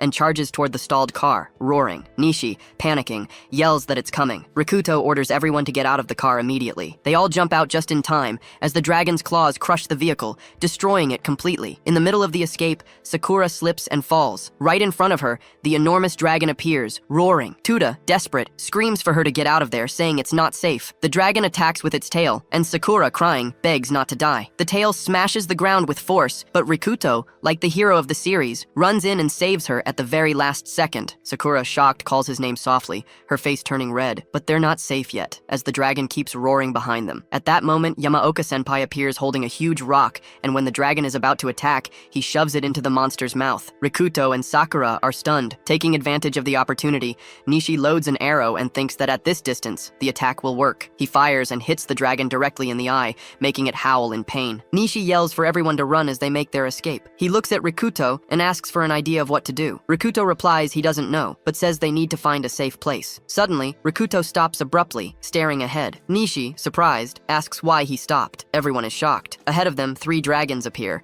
and even more begin to emerge around them. Nishi says this must be their territory. Rikuto confirms, and when Nishi looks back, he sees the wounded dragon has also recovered and is blocking the rear. Rikuto says they're completely surrounded now. All the dragons roar menacingly at the group. Rikuto steps in front of Kotan, holding the pipe, and tells her to run. Suddenly, a bright flare explodes in the sky. Someone fired a flare gun. The light is so intense that all the dragons stop and look at it. The glow shines brightly, and mysteriously, the dragons begin to fly quickly toward the flare, leaving the group behind. Surprised, Rikuto says the entire horde of dragons abandoned them. Nishi, confused, asks what's going on, why they followed that light. Right behind them, a female voice replies, "Looks like I got here just in time." The group, startled, turns around and sees the source of the voice. Standing like a true heroine is a white-haired girl, sitting on a motorcycle in an impressive pose. Sakura, still shocked, asks who she is. Nishi, also surprised, says she must be another survivor. Nishi comments that she must be a survivor. The white-haired girl, while holding her flare gun, replies that those creatures are called wyverns. Nervously, she mispronounces right and white, which catches the group's attention. Nishi asks Rikuto what they should do now, saying this is all very suspicious because he feels they can't fully trust that girl. Even so, everyone starts following her. Nishi, excited, says they're finally going to gain their freedom. Soon, the whole group enters a subway tunnel. Sakura, exhausted, runs while gasping for air, as Nishi and Tuta shout for her to hurry. "Quick, Sakura! Come on, get in here!" Behind her, the dragon lands and roars furiously. With tears in her eyes, Sakura runs as fast as she can, jumps into the tunnel, and escapes just in time as the dragon's head gets stuck at the entrance. The monster roars outside, unable to reach them. Sakura, almost crying, says she thought she was going to die. Nishi replies it was way too close, that if she had been 1 second slower, it would have been over. The whole group breathes a sigh of relief. At that moment, the white-haired girl says that was terrible. The group looks confused, trying to understand what she meant, until she says, "Thanks, idiots, you ruined my entire plan because of this." Nishi, outraged, asks if she just called them idiots. The girl confirms, saying who's crazy enough to drive a car in that place. Soon after, annoyed, she stops arguing and goes down the stairs with her motorcycle. Nishi shouts, asking where she's going, and she replies, "If you want to follow me, come. If you don't, whatever. I don't care." The group stays silent. Rikuto decides they should follow her, and they all keep moving. After a while, they reach a large open space inside the tunnel. Rikuto asks if it's safe to pass through, worried about running into other monsters. The girl says it's safe because they were the ones who cleared the area. Rikuto asks if they cleared the entire path, and she confirms, saying they're heading to Amashima, but they're not the only ones. Nishi, surprised, asks if there are more people. She answers yes, that there's a large group up ahead, which should be good news since everyone is gathered in one place. However, she says it in a sad tone, something Rikuto notices. Meanwhile, Sakura talks with Kotan, laughing and saying they're finally going to be saved. Kotan laughs too. Nishi, cheerful, thanks God, saying he was really scared, but now he feels everything will be fine. Then he looks at Rikuto and asks why he doesn't seem happy. Even the white-haired girl notices realizes that the group is way too cheerful. After some time, the scene shows everyone walking along the train tracks, already far ahead. Sakura, out of breath, complains about being tired and asks if there's much left. The girl tells her to look ahead where there's a light, a sign they're almost there. A little further on, they finally see the survivors. Everyone gets emotional, realizing there are more people alive in the world besides them. Tuta, surprised, comments that there aren't many, and Sakura says she now understands that the entire underground is a shelter. The survivors, however, look depressed, with sad expressions, as if something had happened. Nishi finds their behavior strange, and the group watches in silence. Suddenly, someone shouts, "King Ku!" The white-haired girl looks toward the voice, and Nishi is shocked. 3 guys approach the group. The blonde one, who seems to be the leader, tells the girl she should know she can't just come back here like this. He grabs her head and presses it hard, saying that if she disobeys his orders again, she'll regret it. He asks if she forgot the rules of that place, stating that all the laws are made by him. He says she knows nothing, or else wants to become a rice cooker. With those words, the tension rises even more. When the blonde guy calls the white-haired girl a rice cooker, something changes in her. She becomes visibly uneasy. The guy clenches his fist, ready to punch her, charging forward and shouting, "Say something, come on!" Just as the punch is about to land, Rikuto appears, blocking the strike with his pipe. He says, "Stop now!" The aggressor, surprised, asks what he means. As he turns, he sees someone behind him and becomes terrified. A hand rests on his shoulder and he quickly shakes it off in fear. It's Yamaoka-senpai, whose towering presence alone is enough to scare him. The blonde guy shouts, saying things keep happening one after another, and asks who they are. Around them, the survivors murmur the same question. Who are these people? The blonde points at their eyes and says he sees hope in them, asking if they think they can rebel against the rules. He laughs, claiming they are rebels who believe the rules don't matter. Then he calls his friends, armed with bats and knives, to attack. At that moment, a man in a suit yells, questioning what's so funny about breaking the rules there. The blonde replies that they were the ones who started it first, that they broke the rules before. The man in the suit, Hijaki-san, smiles angrily, making the blonde back off in fear. He decides to let it go and changes the subject. Hijaki-san approaches the heroes with a smile and apologizes for the confusion, explaining that those guys had just returned from a hunt and were irritated. Nishi, confused, asks, "A hunt?" Then the group tells their entire story to Hijaki-san, who listens carefully. He comments that they were heading to Amashima and ended up arriving there, suggesting they should help each other. Surprised, Nishi asks what he means, and Hijaki-san explains that they should join the community because, together, they'll have a better chance. The white-haired girl watches everything silently. Extending his hand, Hijaki-san says that everyone there is the last hope to reach Amashima, and that working together is essential. The group stays silent, exchanging glances. The scene shifts to a station where everyone gathers in the office next to Hijaki-san. He welcomes them, saying that on behalf of everyone present, he's happy to receive them. He reveals that he is the leader of the place and is glad to meet them. Nishi asks about everything happening there, and Hijaki-san, now serious, says he'll explain from the beginning so they can understand. He starts telling the story of the day the Great Calamity began. Across the country, countless lives were lost. Monsters emerged from every existing smartphone, and since there are billions of them, billions of monsters appeared. The JDSF, the Japanese Defense Force, was not prepared for something so sudden. Modern society crumbled before their eyes. According to rumors, giant dragons once seen only in legends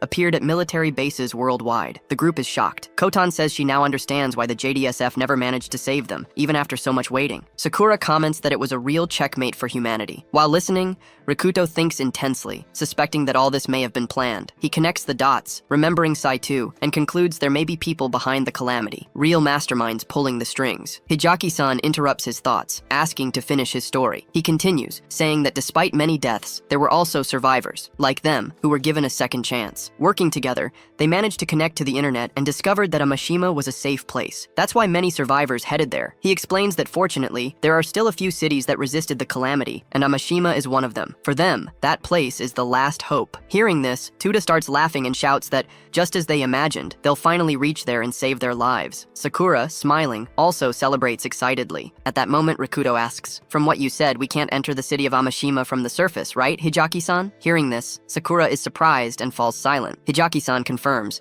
saying that Rikuto is exactly right. He explains that they must have already seen those monsters called wyverns. The white-haired girl saved them, but that entire area is dragon territory. Because of that, the road leading to Amashima became home to those creatures, and no matter how much they try, they always lose, as the dragons take many lives and are never defeated. He continues, saying that trying to reach the city through underground routes is also extremely dangerous because there is a massive monster called the grotesque giant earthworm, a giant worm that has already killed many from their group. Nishi asks if that means everyone living in that shelter is also in danger. Hijaki-san explains that they found a way to stay safe. The worm fears light, which is why the shelter is illuminated all the time. Upon hearing this, Sakura panics, saying they are still in checkmate. Tuta comments that they're doomed. Hijaki-san, however, asks everyone to relax because they have a plan to get out of there. The group regains hope. hope. Sakura asks if that's true, and Nishi begs him to confirm. Hijaki-san states that yes, it's true, explaining that's why everyone works together, dividing tasks and putting in their best effort. He asks if they will also cooperate. Nishi and Rikuto stay silent until Nishi asks for Rikuto's opinion. Rikuto replies that they have no choice. As long as they stay there, they'll have to help. The group agrees. Seeing this, Hijaki-san thanks them, saying he will now assign the tasks. At that moment, the white-haired girl at the door says the room falls silent. Hijaki-san, surprised, asks if she meant hunting. She confirms, saying the team has few members, so they should be sent to hunt. Rikuto and Nishi remain quiet, while Hijaki-san thinks for a moment and agrees, admitting he feels bad about giving them such a dangerous task, but someone has to do it. He announces that the boys' group will be placed on the hunting team. Tuta, a bit sad, asks if they really have to do something so risky. Hijaki-san comments that he won't let the girls do dangerous work. This irritates the white-haired girl. While he was saying the girls would handle rice,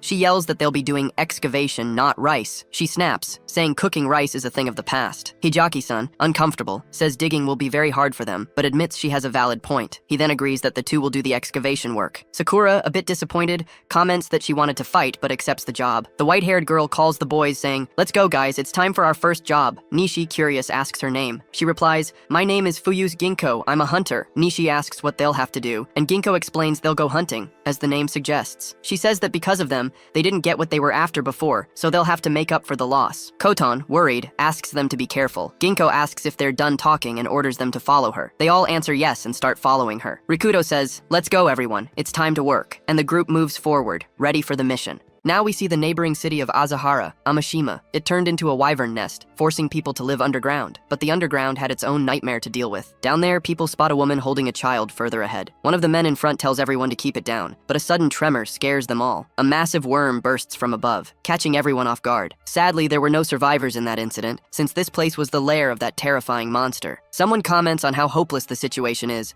with both the surface and underground being unlivable. Apparently, a guy named Hizaki came up with an idea.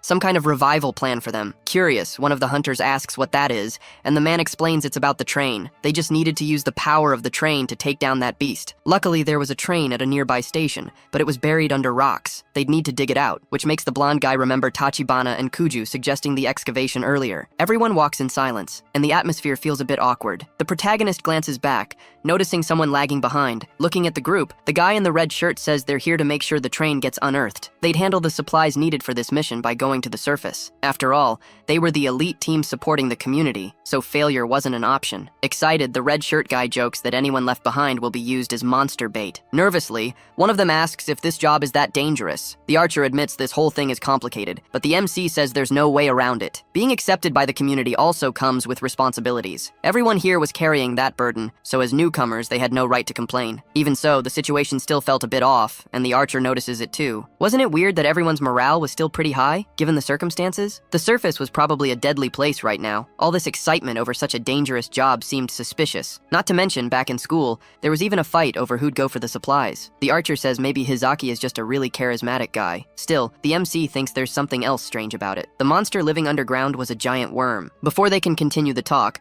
the red shirt guy yells, asking what they're whispering about. Finally, they reach the exit to the surface. Time to start the hunt. The smallest of the group starts getting really nervous, but they had no choice. Leading the way, the red shirt guy walks ahead like it's no big deal. The protagonist group follows behind, silently climbing the stairs. At last, they see sunlight, and the red shirt guy starts talking. Holding a flare gun, he explains their job is pretty simple. They'll use it to lure the enemies away, giving them time to grab the supplies. They have to be careful though, since they don't have many flares. That means they need to know exactly where and how many wyverns are around. Confused, the MC asks what he means by that. The red shirt guy says the newbies should stay outside for a while. If they want to be part of the team, they have to prove themselves useful. Were they planning to quit or admit they're useless? The archer asks Rikuto what they should do, saying these guys seem crazy. Thinking it over, the MC suspects they're just being used as pawns. Rikuto is about to speak, but the gray-haired guy cuts in, saying he'll go. He asks if he's enough for the job, drawing everyone's attention. Nervous, the MC notices Ginkgo is acting strangely. The red shirt guy mocks him, saying he's acting friendly with the newbies, but Ginkgo insists that's not the case. This bait job is crucial. Any mistake could wipe them all out in an instant. He doesn't want to leave something this risky to the newbies, but then the MC steps up and says he'll go too. Ginkgo argues they'll just get in the way, which is why he volunteered first. Does he think he's some kind of knight? The MC says no. In his opinion, having two scouts is smarter. If one acts as bait, the other can cover. If they wanted to increase their chances of success, this was the best way to do it. This seems to annoy Ginkgo, who clicks his tongue and turns away, but he doesn't stop him. He doesn't care and tells the MC to do whatever he wants, then decides he's going too. Nishi She starts to protest, but the MC tells him it's fine and asks him to stay back. The boy had no intention of being just another pawn. He was dead set on making it back alive. Climbing the stairs, Ginkgo takes the lead and tells MC to follow her. 15 minutes pass during their scouting, and the place seems pretty safe. MC notices Ginkgo kneeling in front of a plant. Curious, he asks what she's doing, but she only lets out a sigh. It's a mandrake, a plant-type monster, and he shouldn't touch it. Basically, it's like the mandrake from Harry Potter. Pull it out, it screams, and you die. On the ground, there's a marking with the same warning Ginkgo just gave MC.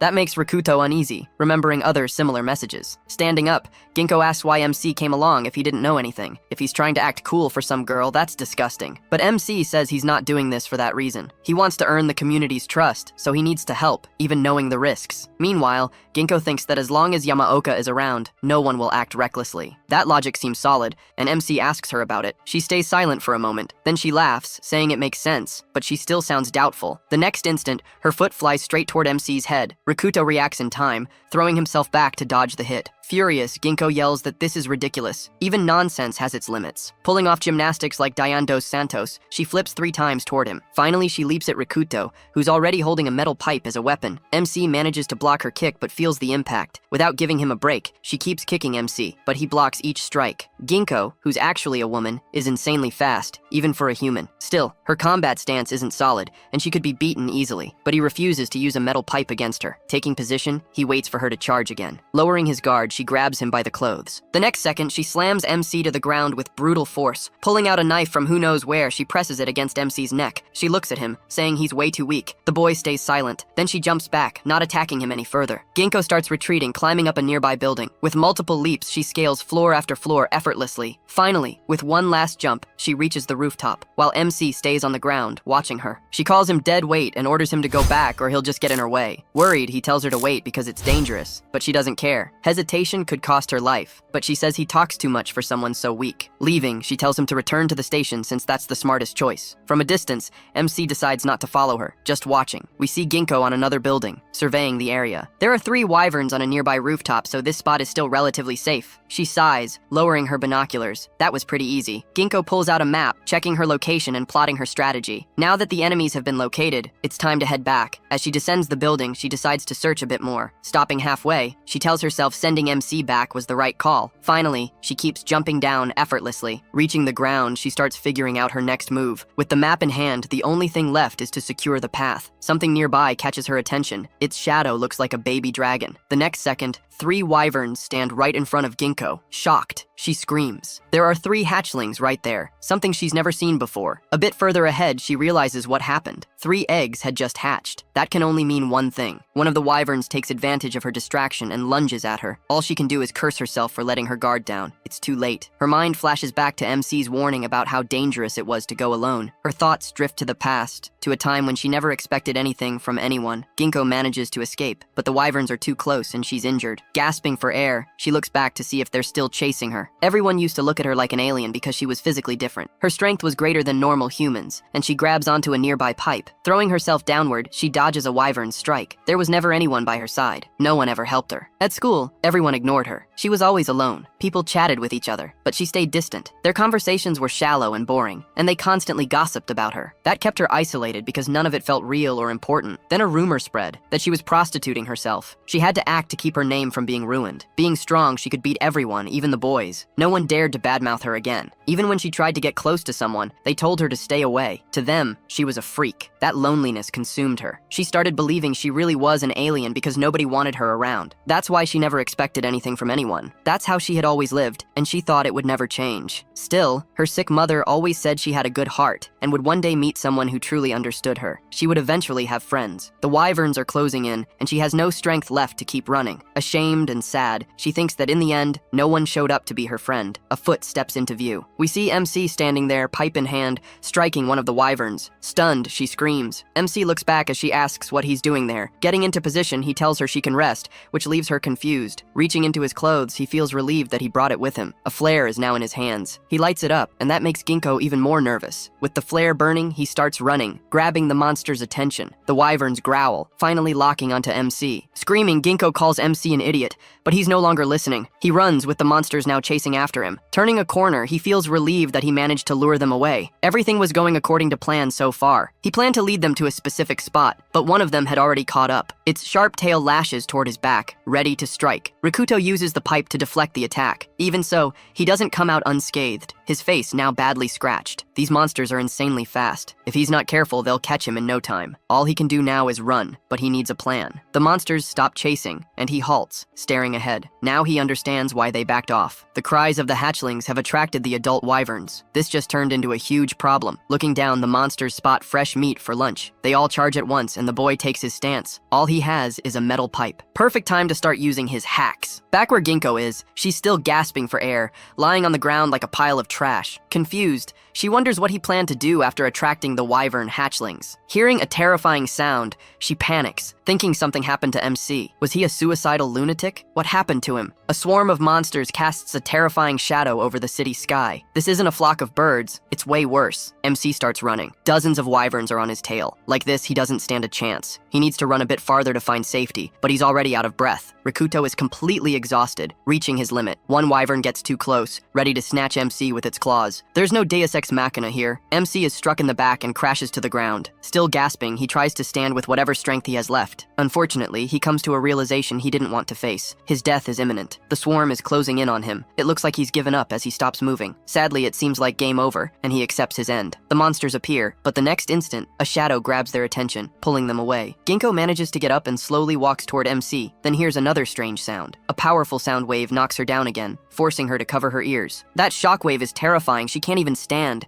Scared, she thinks it can't be. Did MC really die? Desperate, the girl forces herself up and runs toward him. The place that was full of monsters now looks eerily calm. Looking down, she's horrified by what she sees. Rikuto is lying on the ground, surrounded by countless dead monsters. The wyverns are bleeding from every cavity. Looking at MC, she stays silent for a moment. The boy is unconscious. Did he really die? Beside him lies a mandrake. He had pulled it, which should have killed him. Shaken, she concludes he sacrificed himself for her. Rikuto slowly opens his eyes. Then, suddenly, he snaps them wide open. Getting up quickly, he startles the girl who thought he was gone for good. Trembling, she starts stuttering something, but the boy just looks at her, confused. Finally finding her words, she screams, asking how he's still alive. MC looks back, still not understanding what's going on. His ears are bleeding heavily. Pointing at him, she's even more confused. In that instant, she realizes what he did. As the monsters closed in, he made a bet. Right before pulling the mandrake, he ruptured his own eardrums to go deaf. Finally, at the very last second, he yanked the plant out. Because he couldn't hear, the deadly scream didn't kill him. Ginkgo stares at the boy, horrified, as she understands what he did to wipe out the monsters. How crazy was this guy to pull something like that? The girl is still trembling,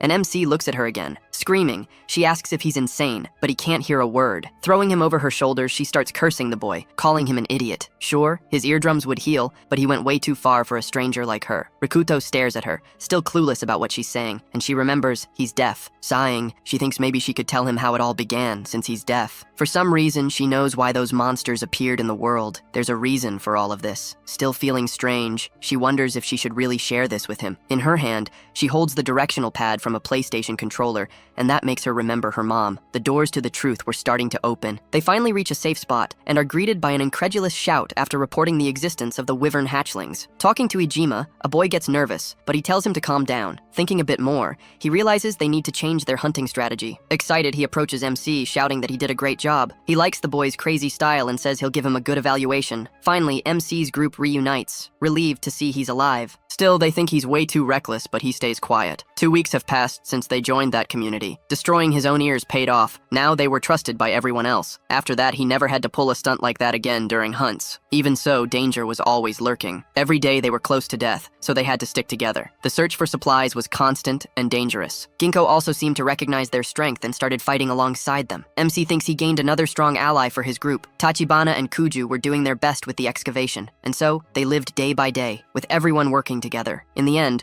all they had left was survival. Still, something was deeply bothering the protagonist, that weird feeling surrounding the whole community. He still couldn't figure out where that strange vibe came from. While walking, the archer, whose name he can't remember, starts chatting with MC. He's curious if his ears have fully healed. The boy says yes. They still hurt a bit, but they're much better. Tired, the boy asks how long they'll have to keep living underground. MC says he doesn't know. His attention shifts when he sees Ginkgo up ahead, talking to a group of people. The archer comments that she seems to be arguing with someone, and she really does. She's trying to make another girl drink something, but the girl is terrified. Slapping Ginkgo across the face, she says she can't stand this life anymore. Furious, the girl yells that Ginkgo doesn't know how much they suffer. Her life is better than theirs. The archer steps in, trying to calm things down. Ginkgo gets up and says he doesn't need to worry about it, and he says he understands. Looking at her, he thinks she's just as stubborn as MC. Rikudo walks up and says there's something strange going on, which makes the archer curious. Ijima and the others always seem way too cheerful, always in high spirits. In contrast, the people staying inside look depressed. The community's atmosphere feels off, like something's about to happen. Apparently, they're close to bonus time, which seems tied to performance. Interrupting their chat, Ginkgo says she wants to talk to MC. The archer thinks she's about to confess to MC, but she grabs him by the ear and says she's been watching him for the past 2 weeks. He seems trustworthy, so she asks him to follow her somewhere else. We see the excavation site. Ginkgo asks Kotone if her leg is getting better. She says yes, soon she'll be able to walk again, and Ginkgo feels relieved. Even so, she praises Kotone, saying Hizaki is an amazing person. Kotone thinks the excavation is too hard for girls. Because of that, her uncle said they'd be transferred to rice cooking duty. That makes them happy. No more digging. Kotone feels relieved too, but there's still a strange feeling in the air. The other people there stare at them with weird looks. The two leave as fast as they can, despite Kotone's leg. Sakura walks through the door, announcing her arrival with Kotone. She's happy to see the boys have returned as well. Cutting the small talk, MC wants to know what Ginkgo wants to say, and after sighing, she says she'd rather talk to him alone, but if he wants everyone there, fine. She's going to say it straight. Ginkgo asks if they want to know the truth about the Great Calamity, shocking the boys with her question. In other words, she's saying she knows the origin of everything. The archer is stunned and asks if she really knows. The girl says she doesn't know all the details, but she's sure about a few things. The great disaster definitely involves a man. Ginkgo then reveals that this man's name is Kurogane Sorato. Everyone is shocked by this because he shares the same last name as MC. Someone repeats Sorato's name. Ginkgo realizes he's actually related to MC. No one there knew MC had an older brother,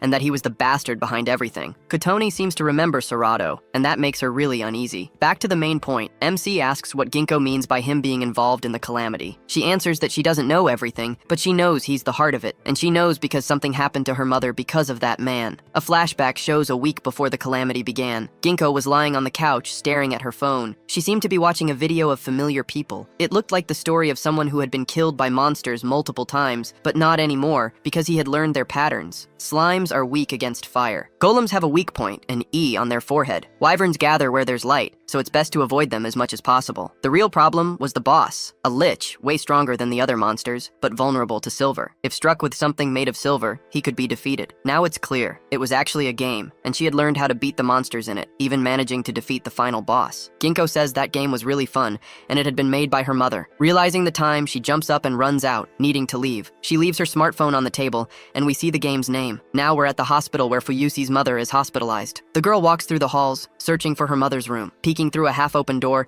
she looks inside curiously. In her mother's room, a man is complaining about having his proposal rejected by her. He tries to say he's a major investor, but she already knows and doesn't care. Listening from behind the wall, she hears his name, Sorato Kurogan. Ginkgo's mother had already retired, now disabled and with little time left, so she tells him to leave. Laughing, he says she was a famous programmer and one of the few people he respected in the world. She was the one who created the MSS, from theory to final development. He tries one last time, inviting her to work with him, promising a great reward. The woman stays silent, and that seems to make Sorato understand her decision. As he leaves, he says her documentation will be enough. Turning to her one last time, he says the world will change, and he'll be the one responsible, so she'd better not regret her choice. Yukina looks at him, but doesn't bother responding to his provocation. As he walks away laughing, Ginkgo watches him from the hallway. Entering the room, she asks her mother who that man was. The woman prefers not to say, but she looks happy to see her daughter again. Even so, she asks if she went to school today. Ginkgo replies no, and her mother asks why not. The girl complains that her class is full of idiots and the lessons are boring. Yukina says she understands that she's different, but if she doesn't open up, she'll never make friends, which annoys the girl. Pulling at her own mouth, her mother tells her to smile, but she finds it embarrassing. Friends were annoying. She could live alone just fine. Yukina then asks why she always helps people. The girl doesn't answer, but her mother says she has a good heart. One day, she would meet someone who truly understood her,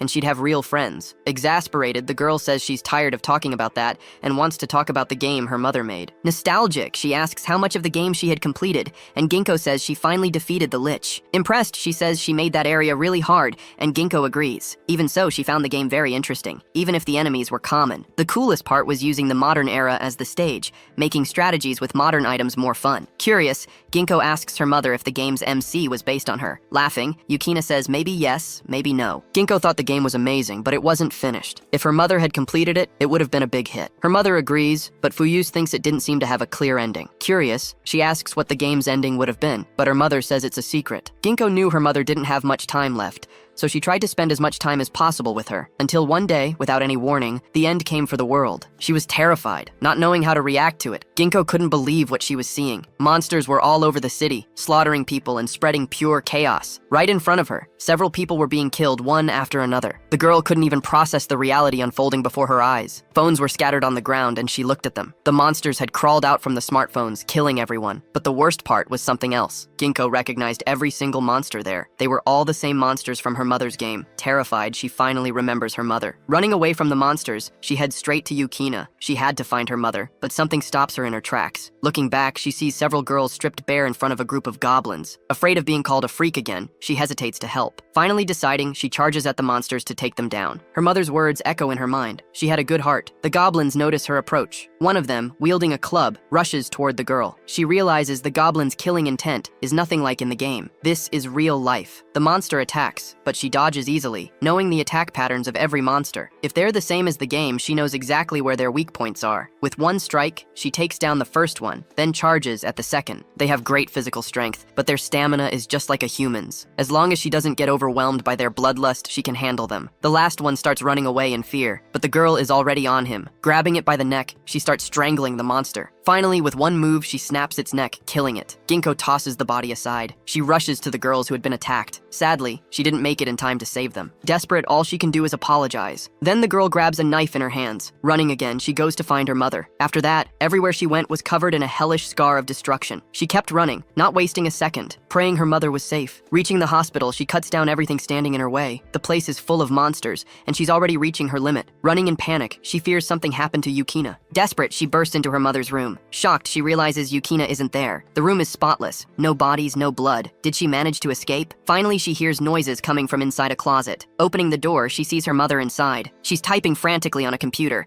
yelling that she was too naive and needs to do something about this. Ginkgo is terrified, but her mother is even more desperate, seeing that he completed something that should never have been finished. If everything went as expected, all computers and smartphones were destroyed, but at least she still had one PC. Ginkgo screams for her mother again, finally getting her attention. Her daughter tries to pull her out of the closet so they can escape. Yukina refuses to move, which drives Ginkgo into despair. She says she can't leave yet, there's still something she needs to do. The woman starts blaming herself, but Ginkgo yells that there's no time for that, they have to run. Finally realizing what's most important, she decides to escape for now. She couldn't die, not yet. Just as Ginkgo pulls her mother out, the tail of a giant scorpion smashes through the room's walls. It terrifies both women. Frozen in place, Ginkgo asks what the hell that thing is. The giant monster stands before them, and they're both in shock. That was a mid-boss from MSS, and for it to appear here could only mean one thing. Yukina yells that her PC was crushed by the monster, but Ginkgo holds on to her. The two remain still, maybe hoping the monster would lose interest. She can only think about protecting her mother. This situation is a nightmare. Ginkgo is armed with only a small knife, and her mother is right behind her. Yukina tries to call her daughter's attention,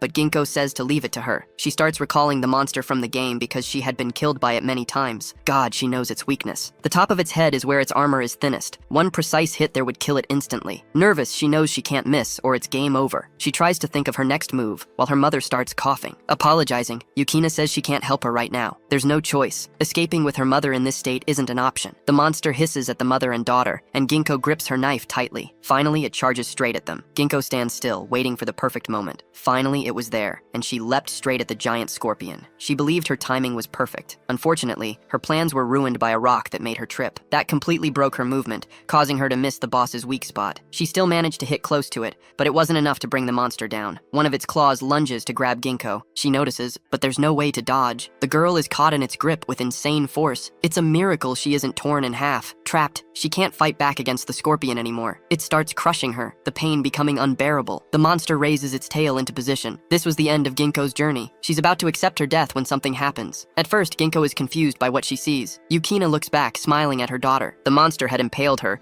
and the girl begins to stammer in despair. The scorpion drives its stinger deeper into Ginkgo's mother. The girl screams in complete desperation. Finally, she stabs her knife into the monster's pedipalp with all her strength. She hits the joint of the claw, managing to free herself. The monster screams in pain. Its claw falls to the ground, broken. Meanwhile, the girl is already in the air, knife in hand, ready to end the monster once and for all. The hospital falls silent. Finally, the scorpion is completely defeated. The girl still can't accept that this is the end for her mother. She says her mother needs an antidote, but there wasn't one in the game, and she cries. In despair, she keeps asking what she should do, while Yukina just calls her name. Touching her daughter's face, she tells the girl to calm down. Yukina apologizes, saying everything is her fault. Because of her, many lives were lost. She coughs again. The girl doesn't understand, but her mother tells her to take something from her hand. In her hand is a small cross, an SD card. It holds the entire truth of the world, and also a ray of hope. Yukina says she needs to go to the FN Corporation in Amashima. The only one who could have done this was that man, Sorato. Ginkgo begs her mother to stop talking, but she calls her one last time. Her final words are, "I love you." She had always been proud of Ginkgo, who cries uncontrollably with her mother in her arms. She knew she'd have to say goodbye to her mother eventually, and thought she was ready. But it happened so suddenly, and in the cruelest way possible. And that's how it all began. Everyone there was shocked by the story they just heard. They realized they had to go to Amashima to understand what happened. Ginkgo says they're free to believe her or not. MC steps up and says he believes her, and that they'll go to Amashima together. Ginkgo is stunned by MC's resolve. Sighing, she finally accepts. Shaking the boy's hand, she tells him he's a soft-hearted idiot. Back in an office, someone says it's that time of the month. Ijima is there, and Hizaki says he's been doing a good job, closing a binder in his hands. Finally, it's time for everyone to be rewarded for the last month's hard work. With a strange expression, the uncle says it's bonus time. We jump to a day after Ginkgo's story. Everyone there is aware it's the day of the bonus. The hunters are overly excited as the day approaches. While others carry things with sad faces, the hunters call them pathetic for their expressions. They start bad-mouthing those who won't get a bonus and will even be demoted. MC overhears this from afar, noticing how some look happy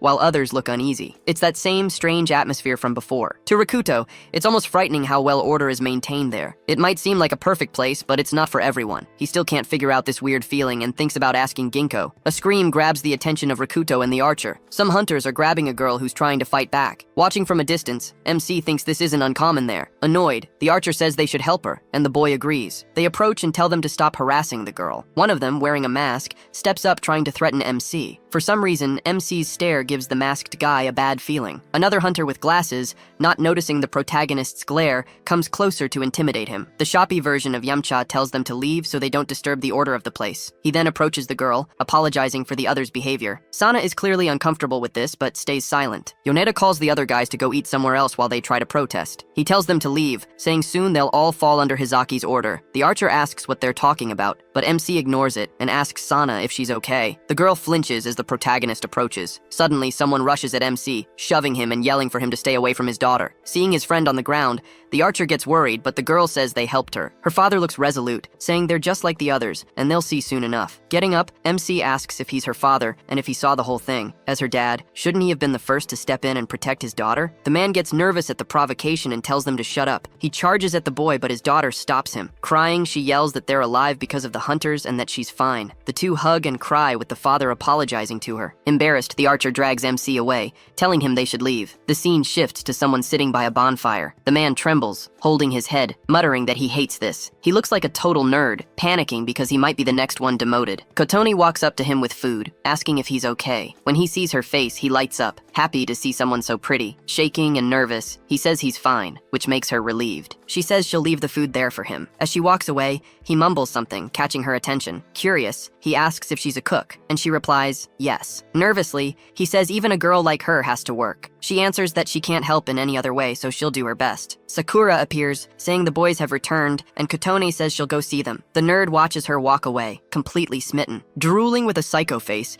he starts plotting something since it's his last day there. Back at the tent, someone says there's definitely something strange. They've been there for half a month, and he still can't shake shake off that feeling. The archer agrees, saying he's starting to wonder if it's even safe to stay there. The shoppy version of Armin says it probably has to do with the so-called bonus. Rikuto looks at Ginkgo and asks her what's going on. The girl hesitates, but before she can answer, Sakura and Kotone show up with food. Everyone gets excited about eating, and that reaction clearly scares Ginkgo. Nervously, she asks why they're serving food, and the two girls look confused. Kotone explains they were moved to kitchen duty today because of her injured leg. Sakura apologizes for doing something so easy while everyone else works hard, but the archer says it doesn't matter. Armin adds that in the end, digging holes isn't for girls anyway. Ginkgo boils with anger, cursing Hizaki in her head. She storms out, leaving everyone confused. The archer nervously yells Fuyusa's name, but she ignores him. She's furious, thinking about what Hizaki is planning. Running through the corridors, she worries about the girls being moved to the kitchen and vows to make him undo it. She stops running when something catches her attention. Hysterical laughter. Ijima is drinking and says Hizaki is filthy. When asked what he means, he spills the truth. The train they've been digging out has been ready for ages, but Hizaki kept it secret. He tells him to keep it down. Ijima, drunk and hyped, says no one will come there at this hour. Hizaki admits the train is still half buried,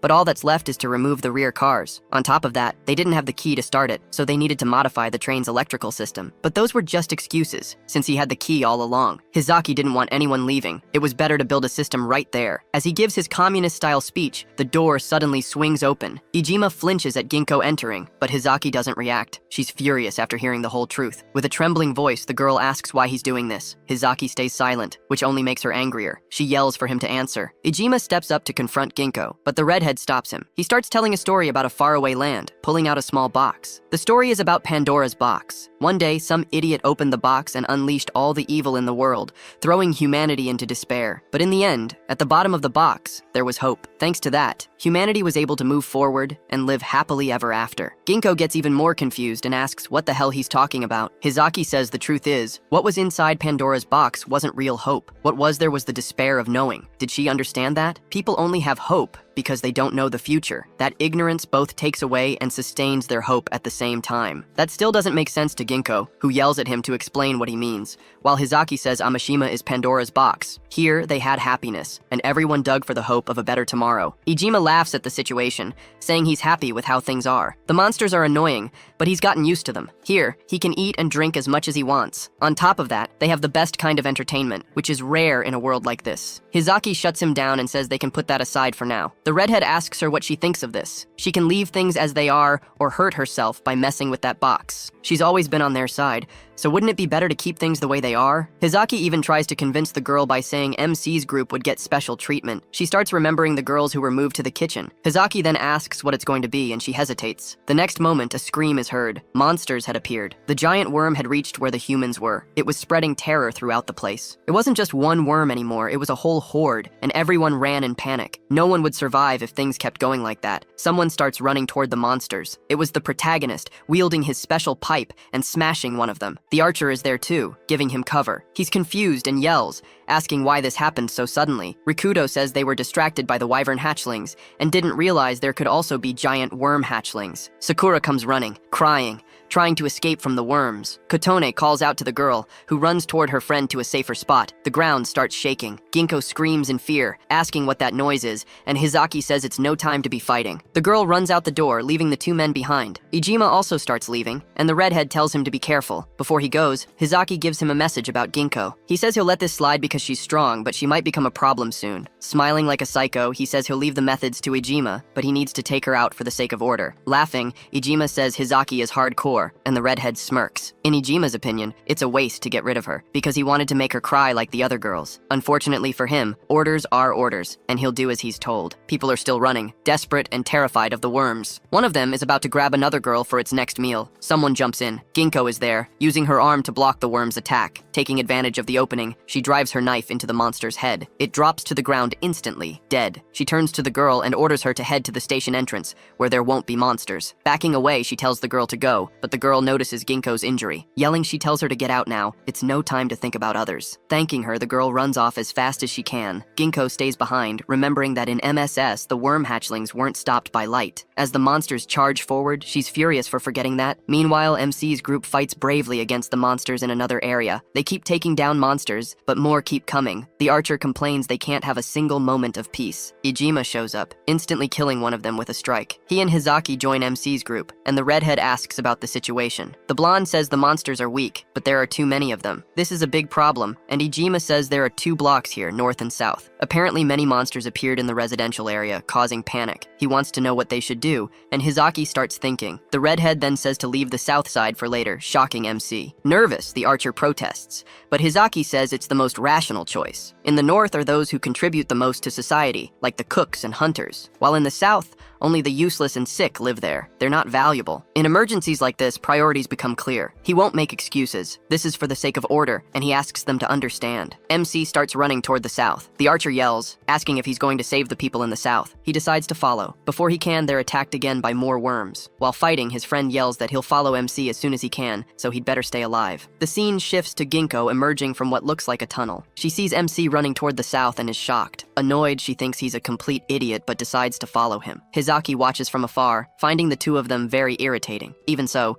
he sees this as a good opportunity and alerts Ijima. Those without any work live there in the south. That was the residential area, and a massacre was happening there. Many people had already been wiped out by the worms that appeared. Sana and her father were together, trying to escape, but they were surrounded. The two fall to the ground. The girl screams in pain. Her father says he can't go any further, but she panics, not wanting to leave him behind. And yeah, she really looks like Hanekawa from Monogatari. He begs her to go and survive, but she refuses. A worm leaps at them, and Sana screams in despair. Someone jumps in front of them. With a single strike, MC smashes the monster's head, saving both father and daughter. The hit was so strong it even tore off one of its, let's just say, its eggs. Sana and her father recognize MC, and he tells them to run because he'll handle things here. Confused, the father asks why he's helping them. Neither of them had any role here, so being abandoned was natural. So why was he there? Rikudo says that logic is for animals. They're here because they're human. Everyone is alive, so naturally they should help each other. The father is deeply moved by MC's words, while Hanekawa too blushes, and you know what that means. She's falling for him. A tremor snaps the three back to reality. Nervous, the man asks what that terrifying noise is, and Sana clings to her father, scared. Someone calls MC's name, and he looks back to see who it is. Ginkgo runs toward him, shouting that it's too dangerous and they need to get out. He feels the ground crack beneath him. The ground collapses, and the boy starts falling into the hole, Ginkgo desperately trying to reach MC. She stretches out her arm as he falls, and the boy manages to grab her. The rocks keep falling, but Fuyuse doesn't let go of MC. She's seriously strong. Looking at her, the protagonist thanks her for saving him. Curious, he glances down, wondering what kind of giant hole this is. Ginkgo theorizes that the worms ate through the entire foundation of this place. Even understanding her point, the boy thinks this raises more questions than answers. The girl looks at the father and daughter,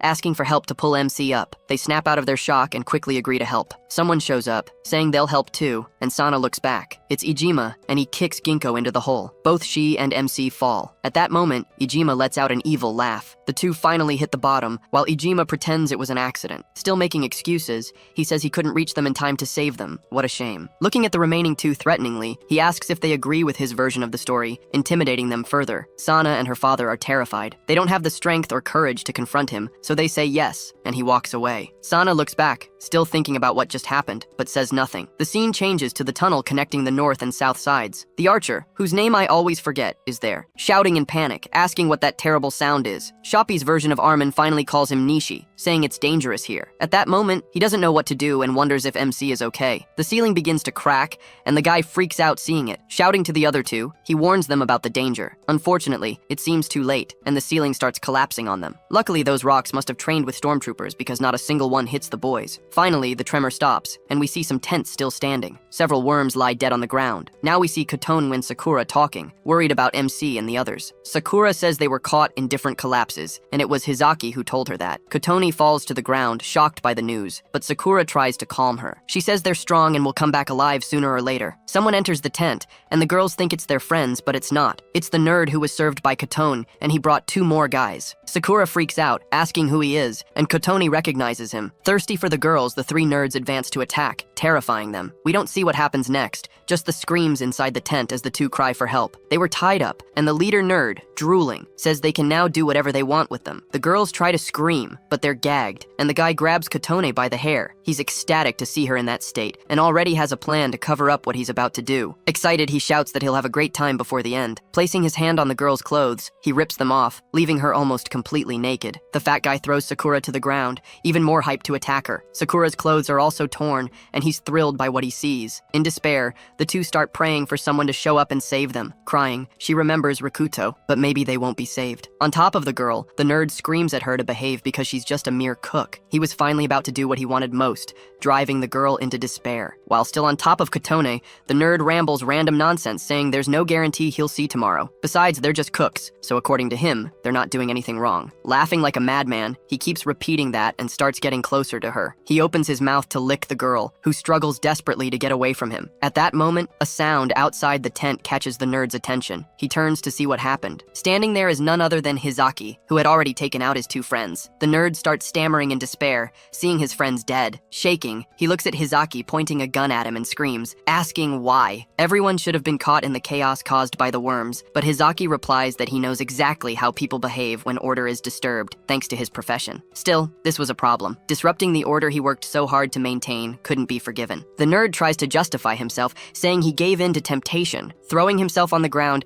he begs for his life. Hizaki walks closer, presses the gun to the nerd's head, and tells him to keep talking. The nerd keeps saying it was fine because the girls were just cooks. With his finger ready on the trigger, Hizaki says this is unacceptable. For them to keep living as humans, order must be absolute, and he broke it. In other words, he's just a beast. The nerd screams, begging to be spared, but it's too late. A small hole opens in his forehead. Holstering his weapon, Hizaki says beasts are not allowed in his community. The two girls are in complete shock, trembling as they watch everything. Hizaki apologizes sincerely for what happened, but says this situation is alarming and could harm the community. That's when Ijima enters the tent. Several other hunters come in as well, and Hizaki says they need an immediate solution. Conveniently, he mentions rewarding everyone who worked well last month, and we see Ijima already with the same creepy expression as the nerd. Hizaki smiles and asks if the girls will cooperate with him. They realize they've gone from bad to worse. Seeing that group of men, they pray again for MC to show up. We cut back to the hole where Ginkgo and Rikuto fell. Of course, the two are alive, complaining about the fall. Still, they're happy to have survived and start walking. There are countless worm eggs around, making the girl sick. Ginkgo asks if he knows where they are,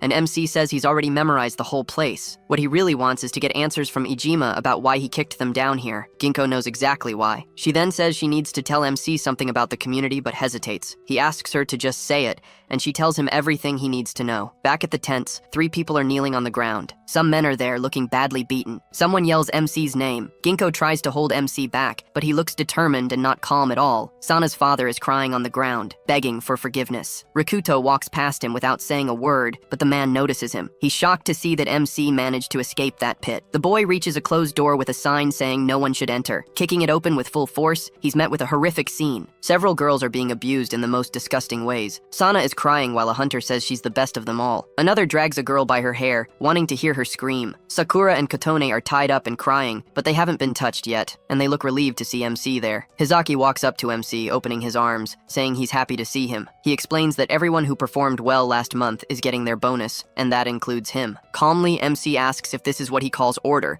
and Hizaki says yes. Pulling out his trusty pipe, MC tells the redhead he can shove his order up his ass. All Hizaki does is let out a mocking laugh. He says it's sad that MC doesn't share his view of order. Drawing a gun from his clothes, he points it at Rikuto and thanks him for his service. Then, blood splatters, but we still don't know whose it is. Outside, some people watch the door where everything is happening. Hizaki says a person stays human because of order. Humans, at their core, are driven by their desires. No matter how much we evolve, it's necessary to suppress the animal nature in our hearts to keep civilization. The problem is that in a world like this, suppressing your desires isn't always good. Still, some kind of order is needed. A system that protects and keeps people as people, and the boy had to agree with that. Rikuto had been captured, and Ijima says he was an idiot for going against Hizaki. Even so, capturing him was a huge problem. It took 3 people, and they only managed because they had the girls as hostages. Sakura and Kotone's lives were in danger at that moment. The redhead tells MC that in this world, he managed to build a society where happiness exists. That was supposed to be a society that protected the weak, a real community. Even so, Hizaki wanted MC to reconsider and join their side since he was so talented. Rikuto looks at him and says, it's all a sham, catching the redhead's attention. He asks what he means by that, and MC says everything he built is fake. It's all an act, and his society is built on fear, not happiness. That makes him nothing more than a beast. not a person. MC's words make the guy furious. Ijima kicks MC in the face,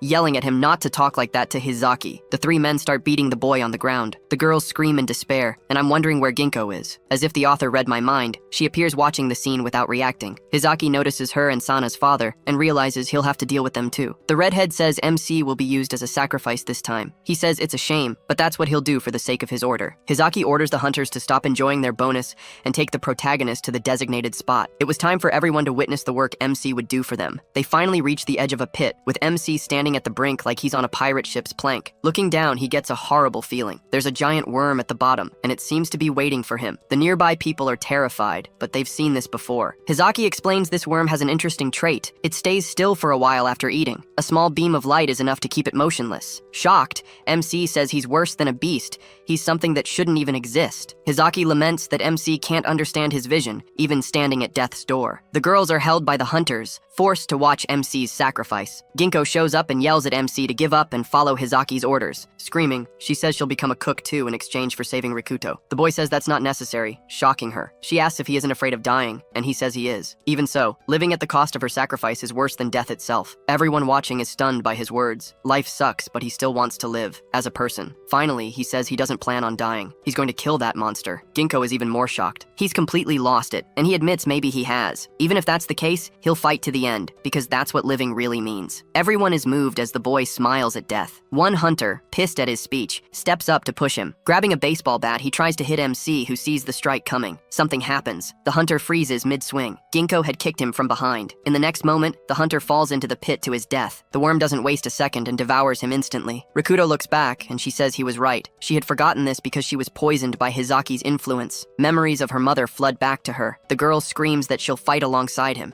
leaving him confused. He quickly says she also seems reckless sometimes, and she replies she doesn't want to hear that from him of all people. The two are surrounded by the hunters still there, preparing to attack. Hizaki seems satisfied with this, thinking he can kill them both here to maintain his order. Swinging his pipe into a hunter's head, MC makes the first move. Ginkgo wastes no time either, slashing another hunter near her with her knife. Everyone is furious and scared of their strength, but they don't break the siege. Ijima laughs at the situation, telling them not to be afraid. They may seem strong, but they're only two, so they can still be taken down. MC gets hit from behind by one of them. Ginkgo panics and shouts his name as he starts falling to the ground. Another hunter takes the opening and attacks Fuyuse. She still manages to knee him in the chin and stays on her feet. Ijima orders them to keep pressing, saying they'll fall soon. Everyone charges at MC and Ginkgo at once. Reloading his weapon, Hizaki laughs, saying this is true order. Sakura and Kotone, still naked and tied up, cry in fear and despair. Sana and her father watch the entire scene from a distance, unable to do anything. Everyone starts begging the hunters to stop. The two are fighting insanely hard to save everyone, and the onlookers start feeling guilty for just standing there. They saw Rikuto's attitude in the face of death. He'll fight to the very end. Everyone begins to wonder if they can even say they're alive. Blood splashes, but we don't know whose it is, and someone yells to let go. We hear someone cursing, and finally see that Ginkgo has been captured. Hizaki walks up to MC saying, this is the end. The boy is on his knees, breathing heavily. While catching his breath, MC hears Hizaki saying he caused too much trouble for everyone there. The two girls realize this might be the end for all of them. Ijima yells at the blonde to finish MC off and throw him into the pit. He walks up to Ginkgo, pressing Negan's bat against her neck,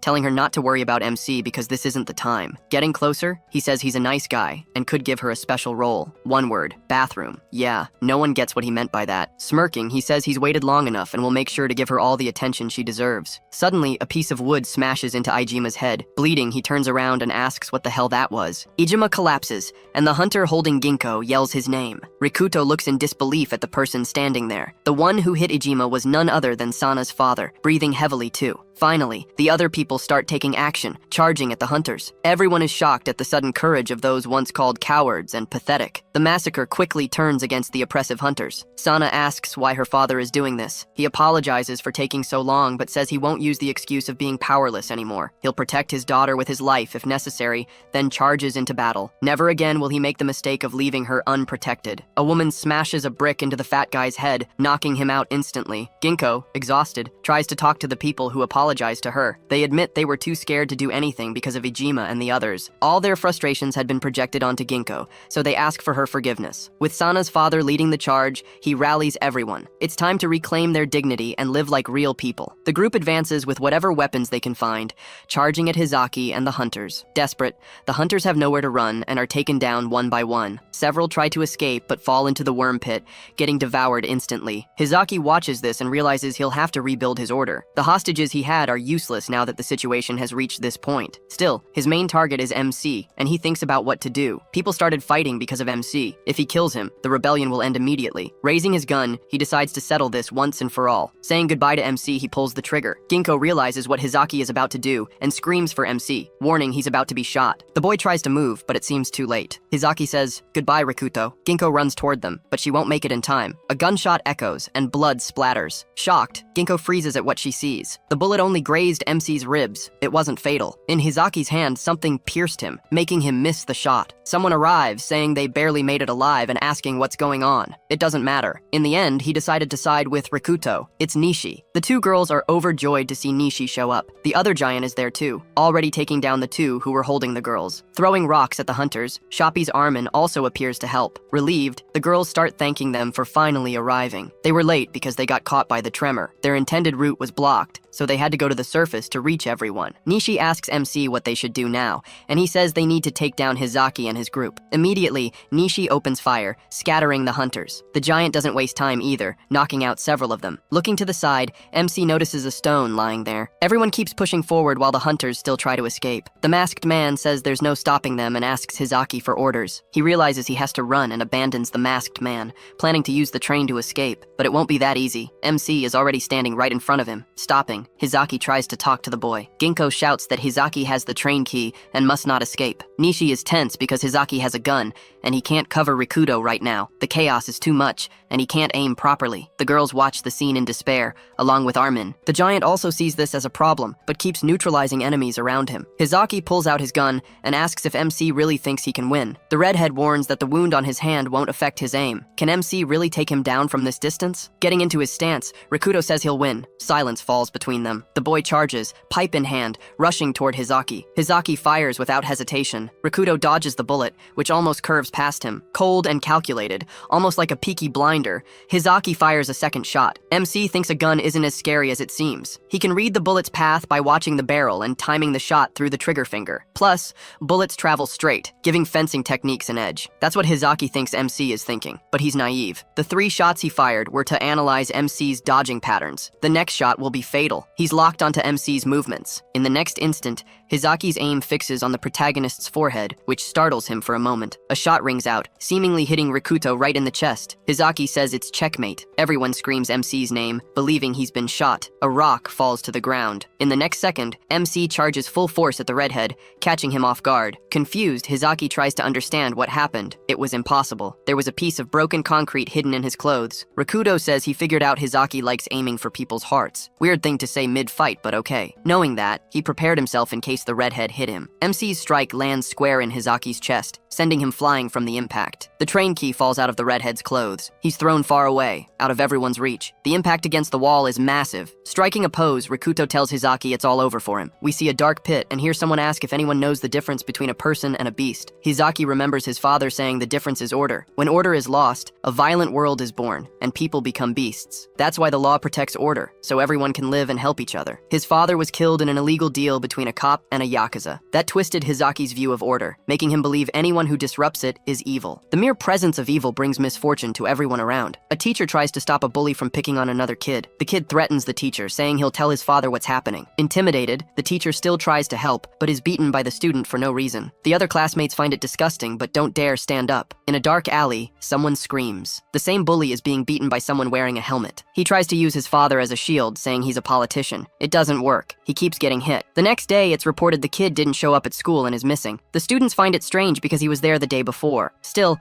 some seem relieved by what happened. This makes Hizaki think order, when maintained, makes everyone happy. But this world is full of bad people. All those drowning in their desires, committing sins. They all live in the underworld, supported by those around them. Someone has to bring down the hammer to crush their heads. Someone has to maintain and protect order. That's why he thought he was the right person for the job. At the port, someone yells at Hizaki, saying what he's doing is wrong. He's not keeping order. He's ruling through violence and fear. The man says he's not even human anymore. He's acting like an animal, shocking him. Hizaki then shoots the man right in the forehead. He starts remembering what happened to his father. His ideals mix with distortion, making him believe he's acting like his father. His friend was wrong. Everything he did was for the sake of order. That's why that man was considered evil under Hizaki's justice. He wasn't doing anything wrong. He screams that to himself, trying to believe it. Now he's falling into the pit, but laughter escapes his mouth. He remembers MC's words saying he's not a person. A sad grin forms on his face, and he realizes this is the end. In the end, he was an animal, and then he falls straight into the monster's mouth. Finally, he meets his end and turns into Satoru Gojo. MC watches this and seems shaken by what he witnessed. Two men see their leader's death and are in disbelief. What appears to be the last of the hunters is eliminated. As things start calming down, someone picks up the train key lying on the ground. Ginko realizes she finally has the master key in her hands. She looks at MC but holds back her words for a moment. Then she tells the boy it wasn't his fault what happened with Hizaki. Turning to her, he says it's fine. He'll live with it in the end. Smiling and blushing, she says he's a really strong guy. Noticing she revealed too much, she quickly turns away, and so does he, saying that if he ever wants to whine, he can come to her. The boy suddenly starts running for no reason,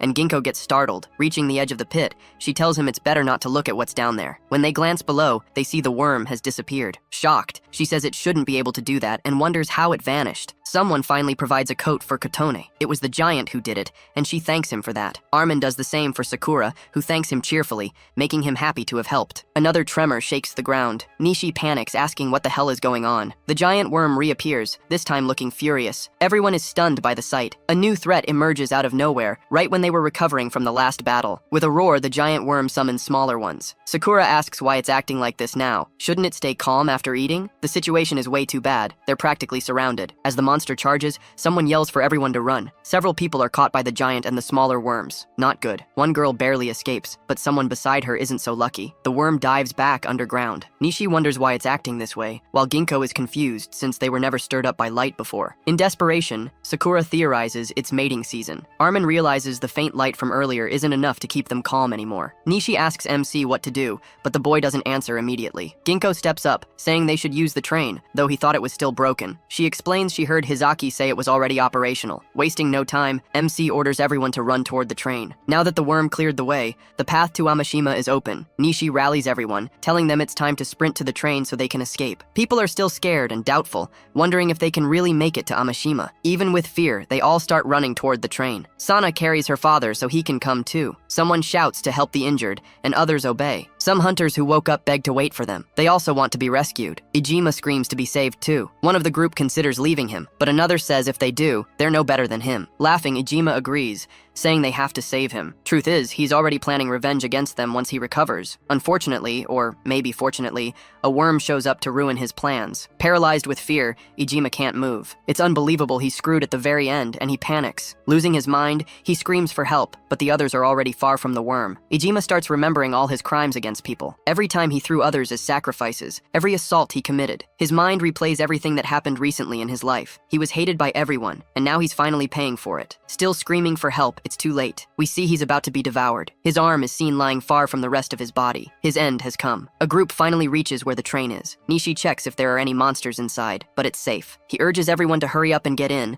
when suddenly someone screams. A worm approaches, but the giant punches it away. Rikuto takes down another that gets close to him. Armin calls out to Nishi, asking what to do about the cars still buried. Ginko runs over, saying the only option is to detach them and use the ones still free. Spotting the connector, she quickly pulls the pin holding the cars together. Now they can use the train. Nishi tells her to get in because it's time to start, and she has the key. Everyone is already inside, still tense about what's going to happen. Ginko reaches the first car and asks how things are going. Panicking, Kotone says she tried to start the train but it didn't respond. She fears the power source may have failed completely. Sakura steps in, asking to move aside, startling Ginko. Opening a panel in the floor, she finds what she was looking for. Someone had deliberately switched the wires, making the train fail. Ginkgo immediately remembers Hizaki and gets furious knowing he was behind this. Sakura knows how to fix it, surprising Kotone. Pulling out tools from nowhere, she says she'll fix it in an instant. Ginkgo asks Kotone who Sakura really is, and she replies she's wondering the same. Weren't they friends? While the train still can't start, the three boys stay outside fighting off the worm invasion. Finally, the repairs are done. Sakura stands up and tells Kotone to use the key to start it. Quickly, she grabs the key and turns the ignition. The train roars to life, startling everyone as it powers up. Sakura feels proud of fixing the wiring,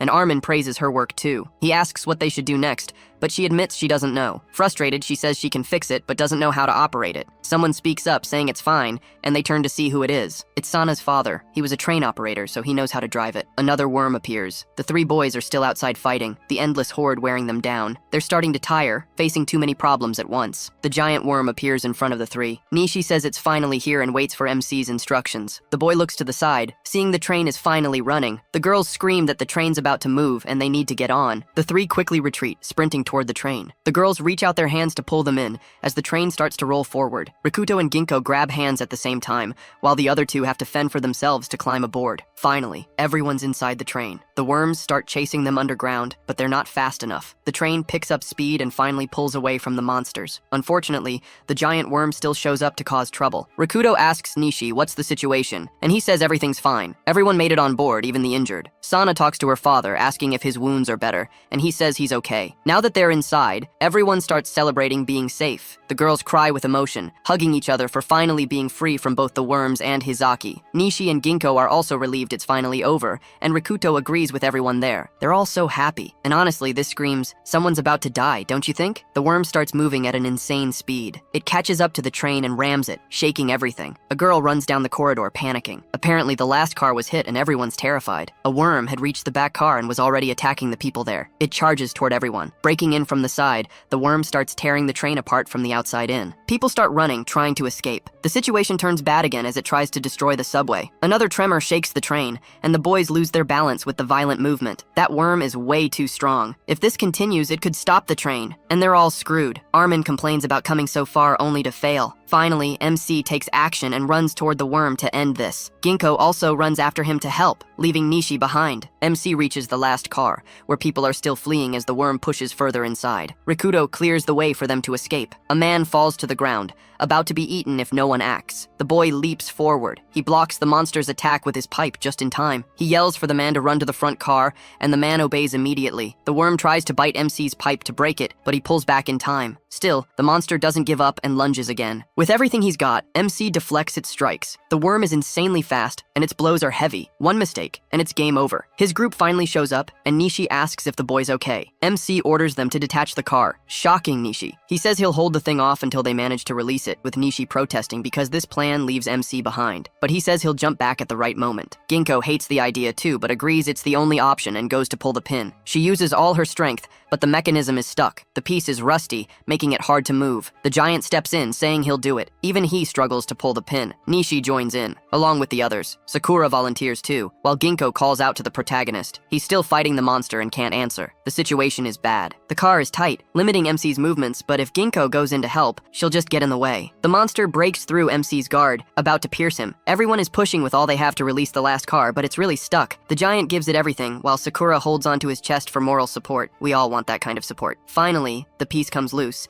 and they all fall back from the force. Everyone jumps into the car still attached to the train. Nishi calls out to MC, who turns to run toward him. An injury in his leg makes him stumble. The monster had just hit his ankle, and the boy falls to his knees. Seeing the chance, the worm grabs Rikuto's leg, shocking him. Nishi screams as he watches his friend being dragged to his end, and Kotone panics. The boy quickly tries to calculate a way out, but starts wondering if this is as far as he goes. No, he won't give up that easily. After all, he's still alive. Pulling out his pipe, he prepares to strike his own leg. Before he can do anything, Ginkgo jumps in, cutting the monster's tentacle and freeing MC. Furious, she charges further at the worm, screaming. She drives her knife straight into the monster's brain. Shocked, MC asks why she's there. She grabs him by the shoulder, saying he's just showing off. They're alive and need to reach Amashima together, so he can't act like he can do everything alone, or she'll kill him herself. The two run as fast as they can, but the cars start separating. Nishi is nervous. He wants to help, but they're already too far from the detached car. MC tells Ginkgo to jump first. He'll follow after, but the worm lunges again. She decides to jump with him, carrying him, though he's unsure about it. Looking at him, she says he believed in her, so he should trust her one more time. With a smile, he says he already trusts her completely, which fires her up. They reach the edge of the car, but time's short,